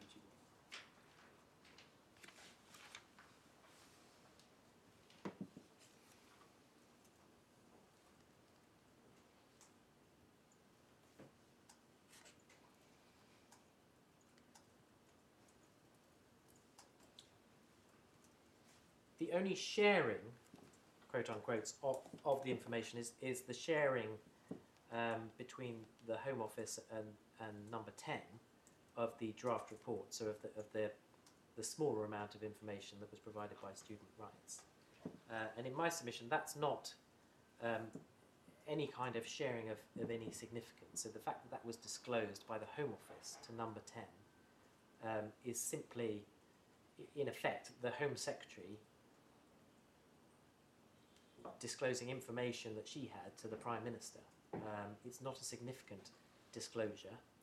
And in my submission, any official in the Cabinet Office or in the Prime Minister's office could just as easily have gone online and conducted the same research for the same purpose.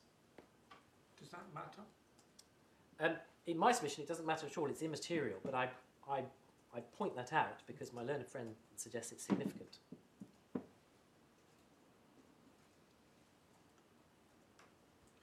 When somebody, again, I haven't seen, I've looked at the evidence, but when the unit notifies a prevent coordinator that there is an event taking place, or which may take place, which is a concern, what actually happens? Presumably, there's some explanation of why it causes concern. I mean, or do they just write a single line letter? This event causes concern, full stop. Well, my lord, I don't want to spend too much time on it because there was no event flag in relation to Dr. Butt at any point. In the witness statement of Mr. Willis, there is a description of the event flagging process, and he exhibits an event flag template document, which has then handling restrictions on it and shows you what an event flag report looks like. And in his witness statement, he explains how that process works.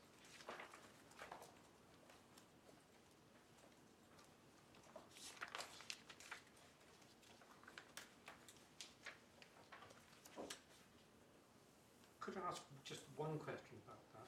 When an event flag goes to the university official with responsibility for prevent, Just to interrupt, it doesn't, my lord. It goes to a prevent coordinator, which is a government-funded official. There are 48 in certain areas. okay, The prevent coordinator, his job is to coordinate and liaise with all sorts of authorities in his or her area. So it goes to the prevent coordinator, and they will then contact their opposite, their point of contact at the institution, and say, "Are you aware of this? Just think you should look into it." Do you want any help or guidance about mitigation and so on? do we have any evidence, did the judge have any evidence, as to what the process is at that point, where the prevent coordinator speaks to whoever it is within the university? It's in Yeah. it's in Mr. Willis's witness statement. It is. And he refers to the restrictions on the prevent coordinator disclosing onwards.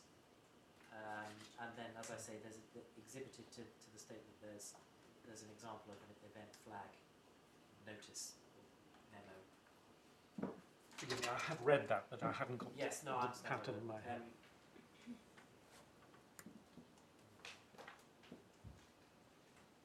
So, before turning to Article 8 and the engagement of Article 8 in this context, I'd like to make a general submission,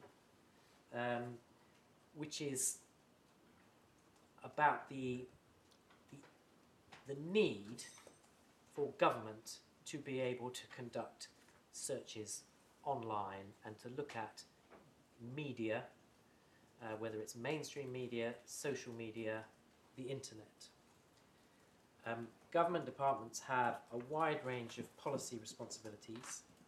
They have a responsibility to understand society, to understand social phenomena, what people are doing, and to carry out research and analysis with a view to formulating policy, promulgating legislation, and so on. That is government's job. This inevitably includes having to have an understanding of what people are doing and saying.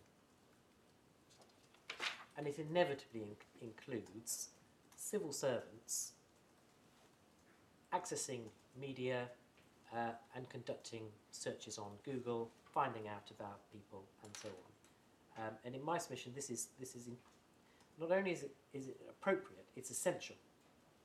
And the contention that every time a civil servant Googles someone's name, they're engaging Article 8. They need to have a statutory basis for doing that. They need to contact that person to let them know it's happening. They need to perhaps obtain a directed surveillance authorization.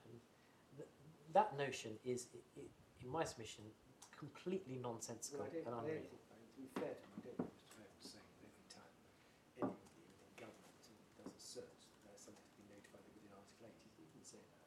Well, he says, in effect, if an individual asks their MP to pose a question, that before the government can answer it, it would need to either obtain a directed surveillance authorization, because it can't search online without that, or it would need to notify that individual that's going to happen. Actually, in relation to the parliamentary question, I'll be correct. I think in response to a question from me, Mr. Bowen confirmed that there was no expectation of privacy, certainly as regards the information already held. He did confirm that, so he was slightly less forthcoming in relation to further searches, but we have to make our own mind about that. So I don't think that's a very good example, if I may say so, because I think he gave ground on that. But very well, I take the point. But my submission is that government officials need to be able to interact with the society that they're governing, and they need to be able to look at media.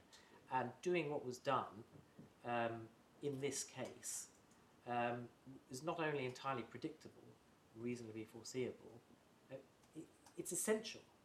To say that government could receive this request, you've described Dr. Butt in this way in this press release. What do you have to say about that? And not to be able to verify the information, in my submission, is absurd. Government needs to be able to look online.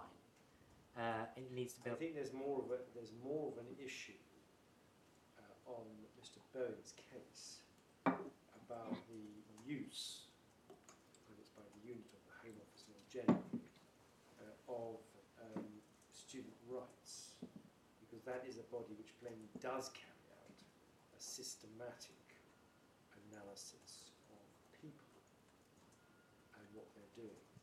Well, in my submission, if the Extremism Analysis Unit were to conduct weekly checks of what events there have been and to compile information about that, that would be perfectly acceptable. It would obviously include names of speakers. It's a natural function of the Extremism Analysis Unit to try and research and analyse extremism. That may include compiling data about events and speeches which have no extremist content. It is simply government compiling information about what is happening in the society that it governs. Can we just test that a bit? Let's assume that the Students' Rights is not an independent body, but for this purpose is a government body that's supplying information to the government and requested to do so. And what it is doing is it is, as I understand it, and I assume this is in the evidence somewhere, it's obviously Mr. Willis or somewhere else what they do, but my understanding is that what they do is on a regular basis, they are looking to identify people who are potentially putting others at risk of inducement to terrorism. It's one of their functions. And so they are regularly searching and keeping a note of various people, or of events, if you like, but those events involve various people. Oh, yes. Now, I think what you're saying is if they were a government body, so what? It would make no difference. I think that's the issue, is one of the issues. One of the issues is whether if it was a government body doing what it does, would that, so far as individuals are concerned, bring them within Article 8? My Lord, my learned friend and I are in agreement that the fact that it's a non-governmental body that collects the information in the first place, Yes. makes no difference. The government can't obtain information that it couldn't obtain directly, just by indirectly. All right, so you're agreed on that. Yes. Well, you're agreed on that, and you're, to some extent, agreed on the work that was done in response to the request, the parliamentary question and the letter. The disagreement between us about the further research, but we'll have to look at that. There's no need to say anything more about that. We'll have to form our own view about that. So I think it very much concerns the fact that there's these reports coming in from students' rights. They're encouraged to come in, and there were 2 occasions on which they were utilised, if I may put it like that, relevant to Dr. Butt. Yes. So that's the issue. My Lord, yes. And my point is that not only is it reasonably foreseeable, reasonably to be expected that the Home Office is inquiring into this area, it would be troubling if it weren't, because extremism, radicalisation, the link with people being drawn into terrorism is a very serious public interest I problem. don't think we would dispute that, but we know that even in relation to matters of high security, the government will look into this and tell them, but that doesn't mean to say that Article 8 isn't engaged. Well, The mere fact that government can be expected to look into these areas doesn't tell you whether or not Article 8 is engaged on any particular facts. perhaps not in that way, my lord, but the question is there a reasonable expectation of privacy in Yeah. relation to this information? And Yeah. it's not, is there an expectation in the sense that did the individual expect it, but objectively, is there a reasonable expectation? That's why it's sometimes useful to think of legitimate expectation, which is the alternative formulation approved by the Supreme Court, Well, yes. following on what Law's LJ said in Yes. the case. And in my submission, looked at through that prism, it's entirely objectively to be expected that the Home Office, which has a minister for countering extremism, will be seeking to understand the phenomenon of extremism, and that as part of that, it may be looking online at what published information there is. I mean, although it's a Google search, it's in reality it's no different to going to a library and seeing what people have written.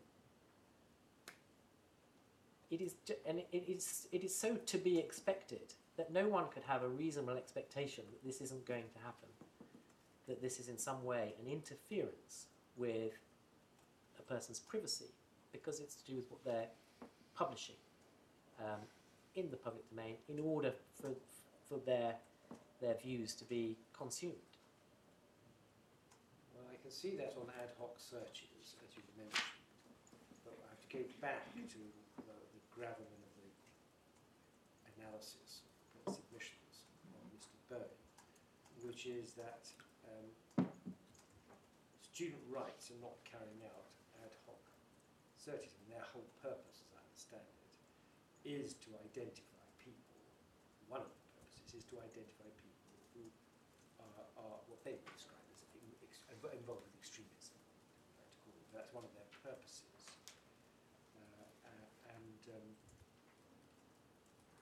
That on this occasion there were, apart from response to the parliamentary question, 2 occasions on which that information was utilised. And so that's really the issue. And then you've got of course, we've got the CAT case as well. There's some quite wide descriptions of building up of files. Now you said there's not a file. I mean, I don't know whether student rights has files on people. Presumably they do, because what they're doing is they put together in their responses what particular events have been attended by particular speakers. So presumably they do have files. Well, I wouldn't like to speculate. I don't know. All the Home Office knows is. Mr. Sanders, you've already, in this case, we've seen that they are able to hold information over a period of time, so that 2 successive entries in relation to Dr. Butt are held. Yes. They must be holding Yes, the they idea they send a weekly. It must have a digest computer and a spreadsheet, and yes, well, there you are. yes. So they do hold files. Well, they hold files, documents. I don't know that they hold a file on Dr. Butt. No. They just It they hold. may not be a nominal file, but they've got records through which they can search. Yes, they have information, and it includes information about people. That may raise issues under the Data Protection Act, but the question is whether it raises issues under Article 8. And yes, for the Home Office, it does. I mean, it might, as between Dr. Butt and student rights, it's a different issue. It's not before this court.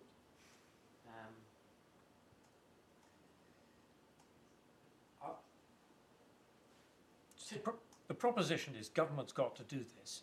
There's a minister to oversee this. It's natural and therefore fully to be expected that the Home Office is going to look at publicly available material about activity of this kind. Yes. Obvious. Yes. That's the point. Yes. Yep. But look at it, all right, I understand that, but look at it from the perspective, let's try and look at it from the perspective of somebody in Dr. Butt's position. someone is collecting material which shows what he has done in terms of his speeches and the events he's attended. He does not know that. He won't know what that material. He wants the opportunity. That is all data, as my lady has said. It's DPA.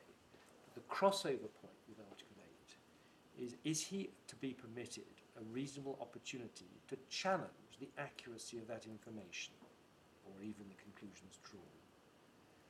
How is he to do that unless he has a right of access to that information? That's from his perspective. So there's going around and the government's utilising, some way or another, this information.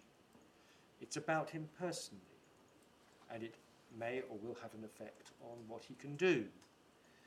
He may want to say that that information is incorrect. I want to be able to challenge it, but I don't know how I can because I don't know anything about it. And that's the crossover between Article 8 and the DPA. And in a sense, that's what this case is about. The case is he to have the opportunity to challenge that information, because unless he knows about it, he doesn't get to the DPA. Yes. Well, he doesn't have. He can make a request, a subject access request, to anybody that he likes, as can anyone. So any individual who is involved in speaking at universities or involved in anything can submit a subject access request and say, what do you hold on me? And in my submission, someone who is giving speeches to Islamic societies, who is sharing a platform with Cage, who knows the higher education scene, perfectly well able to know that there are issues around extremism. The Home Office is interested in that. The Department for Education is interested in that. You could just make a subject access request. What do you hold on me? He Maybe could not. do that, but if his view is he's not an extremist, why would he do that? I mean, what you're saying presupposes that he suspects he's considered to be an extremist. I don't have a personal view about that at all. But we're dealing with somebody who asserts he's not an extremist. Well, yes. I mean, if anyone ever came across a situation where they were proposing to give a speech at a university and there was some issue around that, or there was some suggestion about mitigation, then they would know that there's perhaps an issue there. But the alternative is to say either the Home Office can't do this, or can't do this without contacting everyone whose name comes up to say, just processed your personal data. And as a matter of reasonable expectation of privacy, and as a matter of the law and the authorities, that is not something that engages Article 8. Article 8 protects the right to home, family, private life, and correspondence. This type of activity is squarely in the public domain, and it doesn't engage Article 8.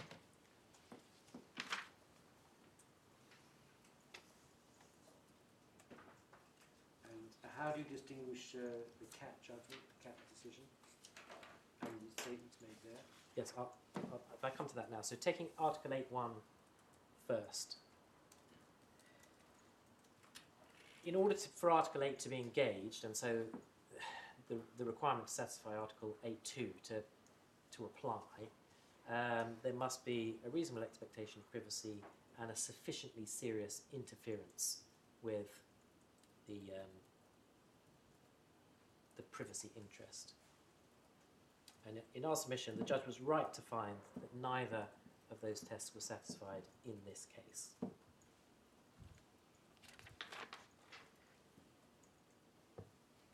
Can I just give your lordship, your ladyship, the reference to the JR 38 decision in the Supreme Court, and the passages I say are important without taking you to them. So it's the JR 38 decision, which comes after CAT. It's at Authorities Bundle 2, tab 41. And it's the speech of Lord Toulson at paragraphs 84 to 88 and 92 to 98. and Lord Clerk at 106 to 114.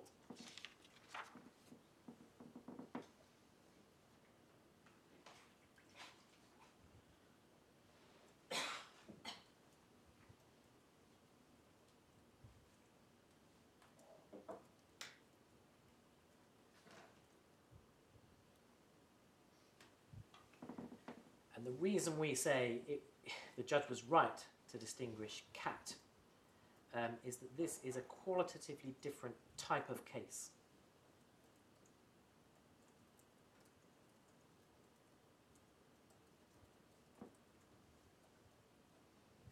Not from jail 38. No, from Cat.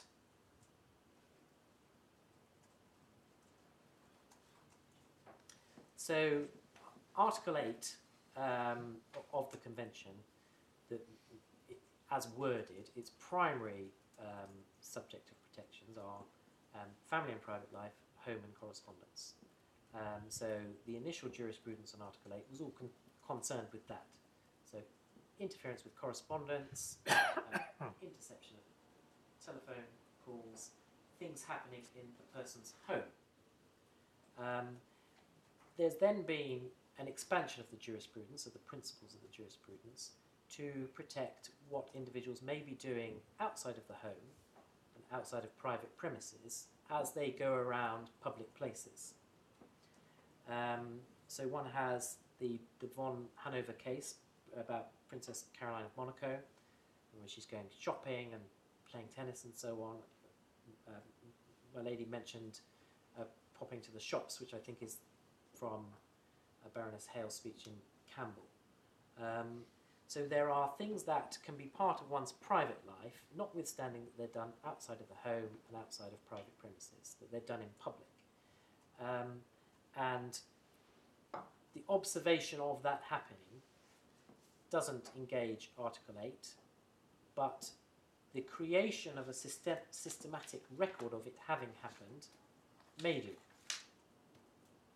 And the difference, the qualitative difference between that type of case and this case is that, and this was the situation with Cat, Mr. Cat, he had been attending demonstrations in full view of the police.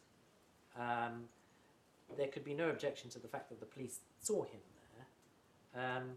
But what was then happening was the creation of a record of that which would not otherwise have existed.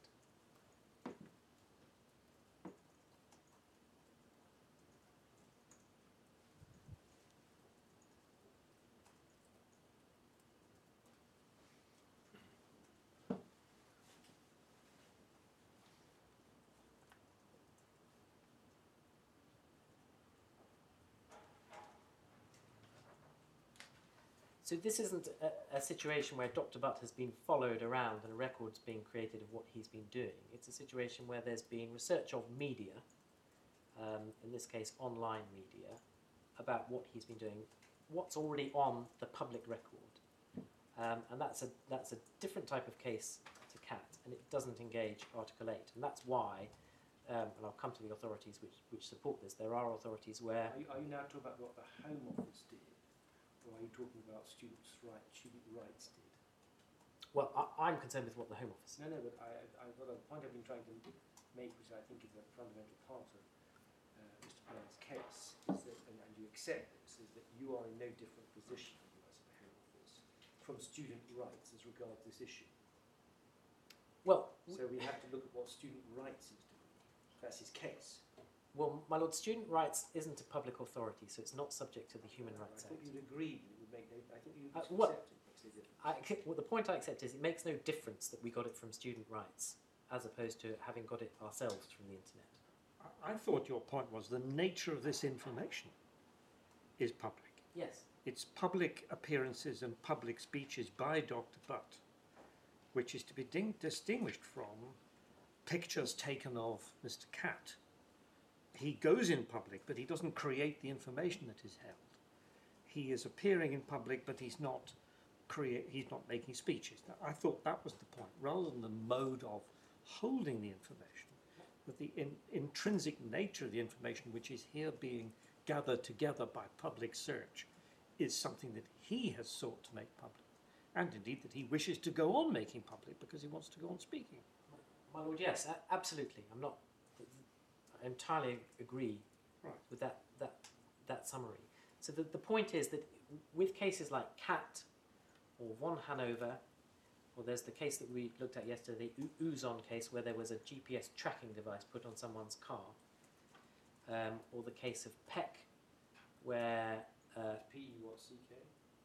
Peck is P-E-C-K, and it's where there was local authority CCTV footage of an individual who attempting to commit suicide in a public place.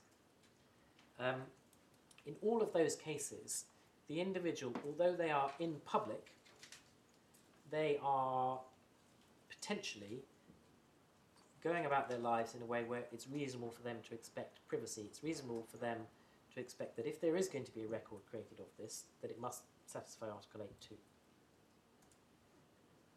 Dr. Butt is in a different situation because he's not just attending events or going about his ordinary life in public places. He is putting out, publishing information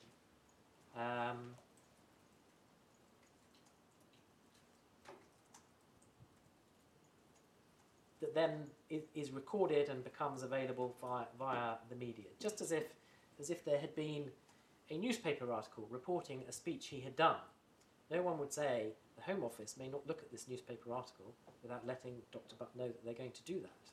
And it's no different with the information being available on social media. Well, in CAT, the way it's put is it's put in wide terms about the state creating a permanent record for future recourse and methods. Well, there are two sort of strands of authority that Lord Sumption deals with in the early part of his speech, where he comes. Well, can we look at CAT? Absolutely. Let's look at CAT. So it's that is binding on us. So it's Authorities Bundle 2.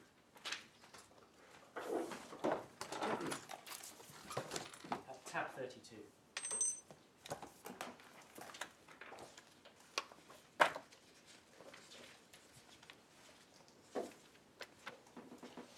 So I think the passage that I was really looking at is paragraph 6, where he states his conclusion in the second sentence. Now here, the state outlines the Home Office, but what I'm concentrating on here is the use of the material from student rights.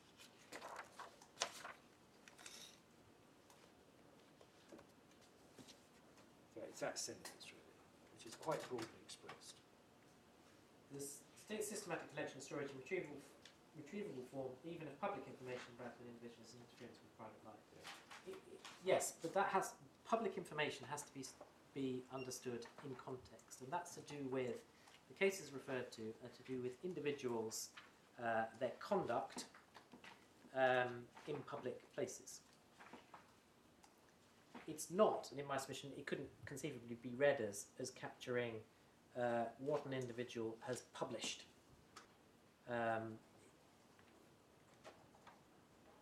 Or what they have done on the public stage, and I'll come to the authorities that support this, that show that there's a different type of case, and that, in my submission, is the type of case we're in.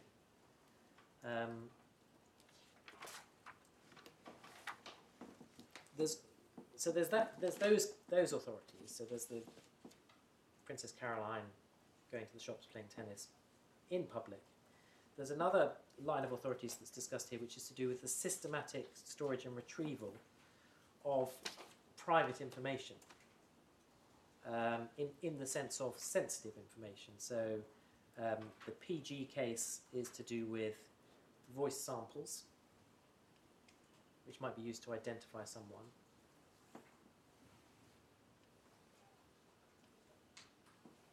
The Perry case is to do with video footage of someone's appearance. And the S case is biometric samples.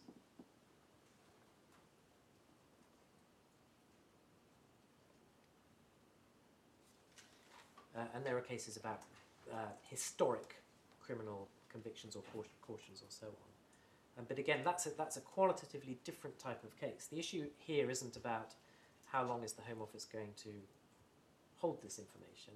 That's something that can be dealt with under the Data Protection Act. And the challenge is that it should not have been collected in the first place. That's not the type of case we're dealing with here. We're dealing with the type of case where an individual publishes on the public stage, in the public arena, for public consumption. Because, as Dr. Butt says in his witness statement, he wants to engage in conversation and dialogue with the public. He wants to express his views. He wants to get his point across, hence his reliance on Article 10 rights. That type of situation is not the subject of any of those authorities that Lord Sumption is talking about, culminating in that dicta. And so, so in my submission, the judge was right to distinguish CAT.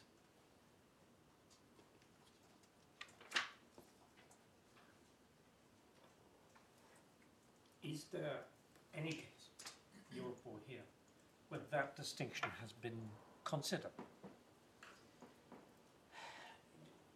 Not in terms.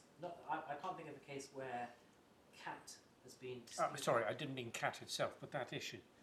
In other words, this is not within the ambit of 8.1 because it was all information and the search was for information that had been published by the individual subject. Yes, well, my lord, yes, it's the cases that we've referred to and relied upon Your skeleton? in the skeleton. So it's at paragraph 9.1 of our skeleton.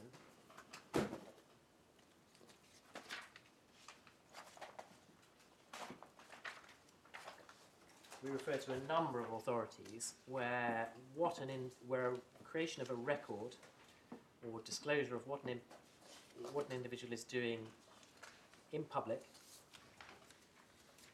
is held not to engage Article 8.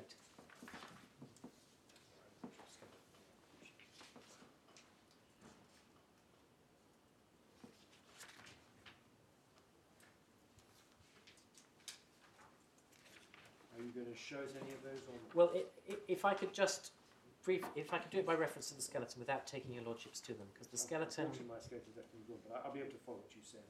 Yeah, I'm grateful, my lord. So it's paragraph 9.1 of our skeleton argument. And the cases we refer to, and it gives the references to the authorities bundles, and it gives the passages that we're referring to. There's the Mahmood and Galloway case, where photos of an investigative journalist were not private.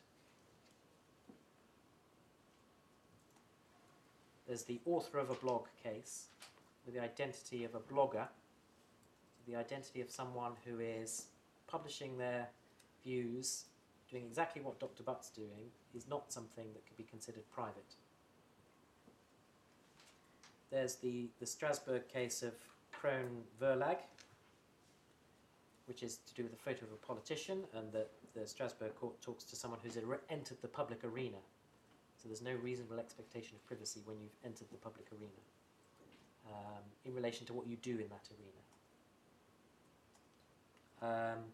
There's the Zdanoka and Latvia case, which is information about an individual's political past, in the sense of not their political beliefs in the past, but their activities as a politician or as a candidate. And then there's the Magyar Helsinki case that we looked at yesterday, which is names and information about public defenders, where it was held that the mere fact of collection of that information didn't engage Article 8, because this was public arena activity. And in my submission, that's exactly what Dr. Butt's engaged in. It is exactly the type of information that was collected on him to do with speeches on university campuses.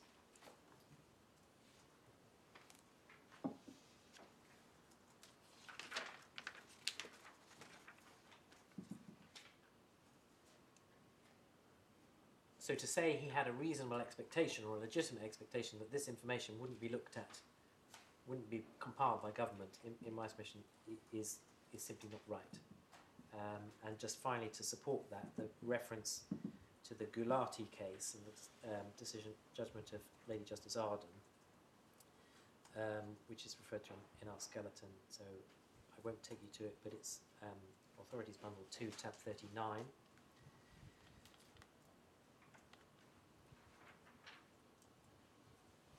And it's paragraphs 45 and 48, where she talks about emphasises the values that are protected by Article 8. So the values of why do we value privacy? It's so that someone has autonomy over their own private zone of interaction, they have control over their private information, and that enhances their self-respect, their dignity as an individual. Those values are not impinged by someone who either writes a book, appears on a television show, gives a radio interview, gives a speech in order to communicate with the public.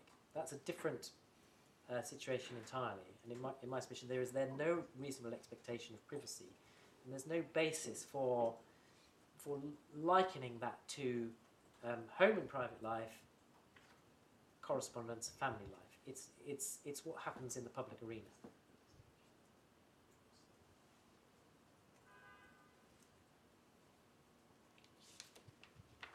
If you're a demonstrator, if you're if you are a person who is a committed activist in a particular area, whether it be about warfare or environment, and you habitually go on peaceful demonstrations, or you go on demonstrations that might be violent, but you're peaceful, you go on demonstrations, and you regularly do so, and you are photographed, and I think it's pretty clear from CAT that would engage Article 8. So you're in the public arena in that sense. You're doing something you do repeatedly, and you're known to be an activist. You tell everybody in the world that you're an activist, and you express your views about it, and you indeed encourage people to go on demonstrations. Why is that different from Dr. Butt? Well, You say you might say CAT is wrong, but I mean, let's assume it's right. because Mr. Cat was simply someone who attended demonstrations. He didn't address the public at them. He was simply there. One might have inferred from the fact that he was there that he supported the cause in question. It doesn't necessarily follow. He might have just been with a friend. Yeah, let's assume he is a person. There's a difference between an activist in the sense of someone who goes to particular events, and an activist in the sense of someone who has a website where they publish their thoughts. They have a blog. They put out tweets. That's the situation of Dr. Butt. He is someone who's actively, he says it, he's trying to engage the public with his views about Islam. And that's qualitatively different to the situation where one has an individual who isn't actively espousing, expressing, articulating a particular view, but is just attending events. And that's the difference. And that's the only way to explain the cases I've referred to, the Mahmoud case, the case about the blogger, the Strasbourg cases. There is a difference. And the easiest way to test it is by reference to reasonable expectations of privacy and by reference to the values that Article 8 protects. And in my submission, those values and those expectations can't be engaged when one is seeking to give speeches, give lectures, write articles, and so on.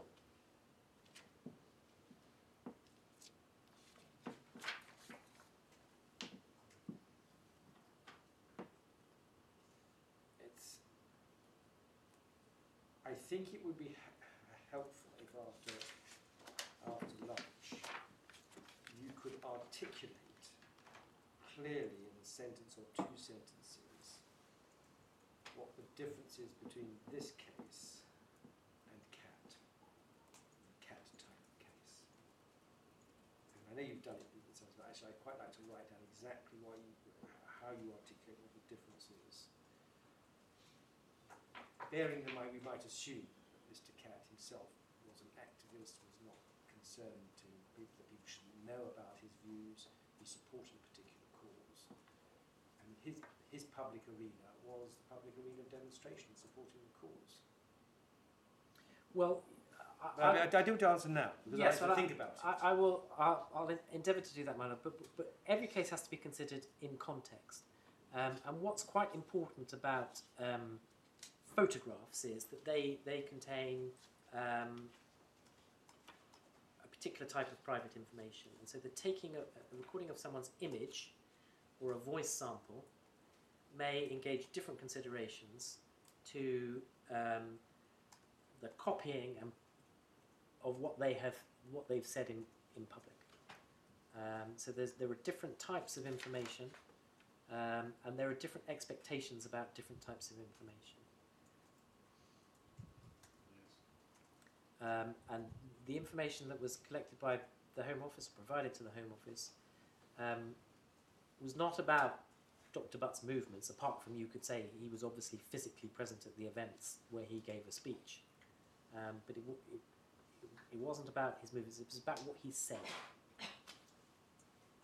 And a large part of the research that was conducted post-press release was looking at his website.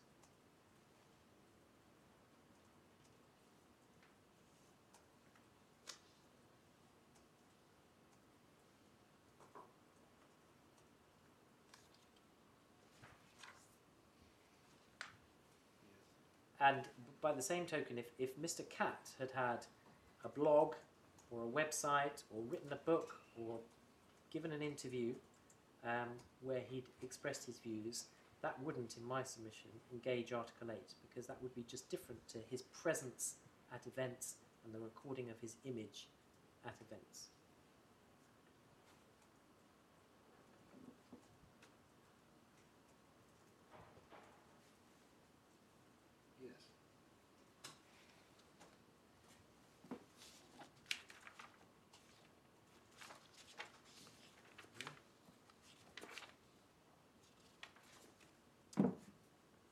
I'm just about to turn to Article 8.2, so We can stop now and start again at 2 o'clock.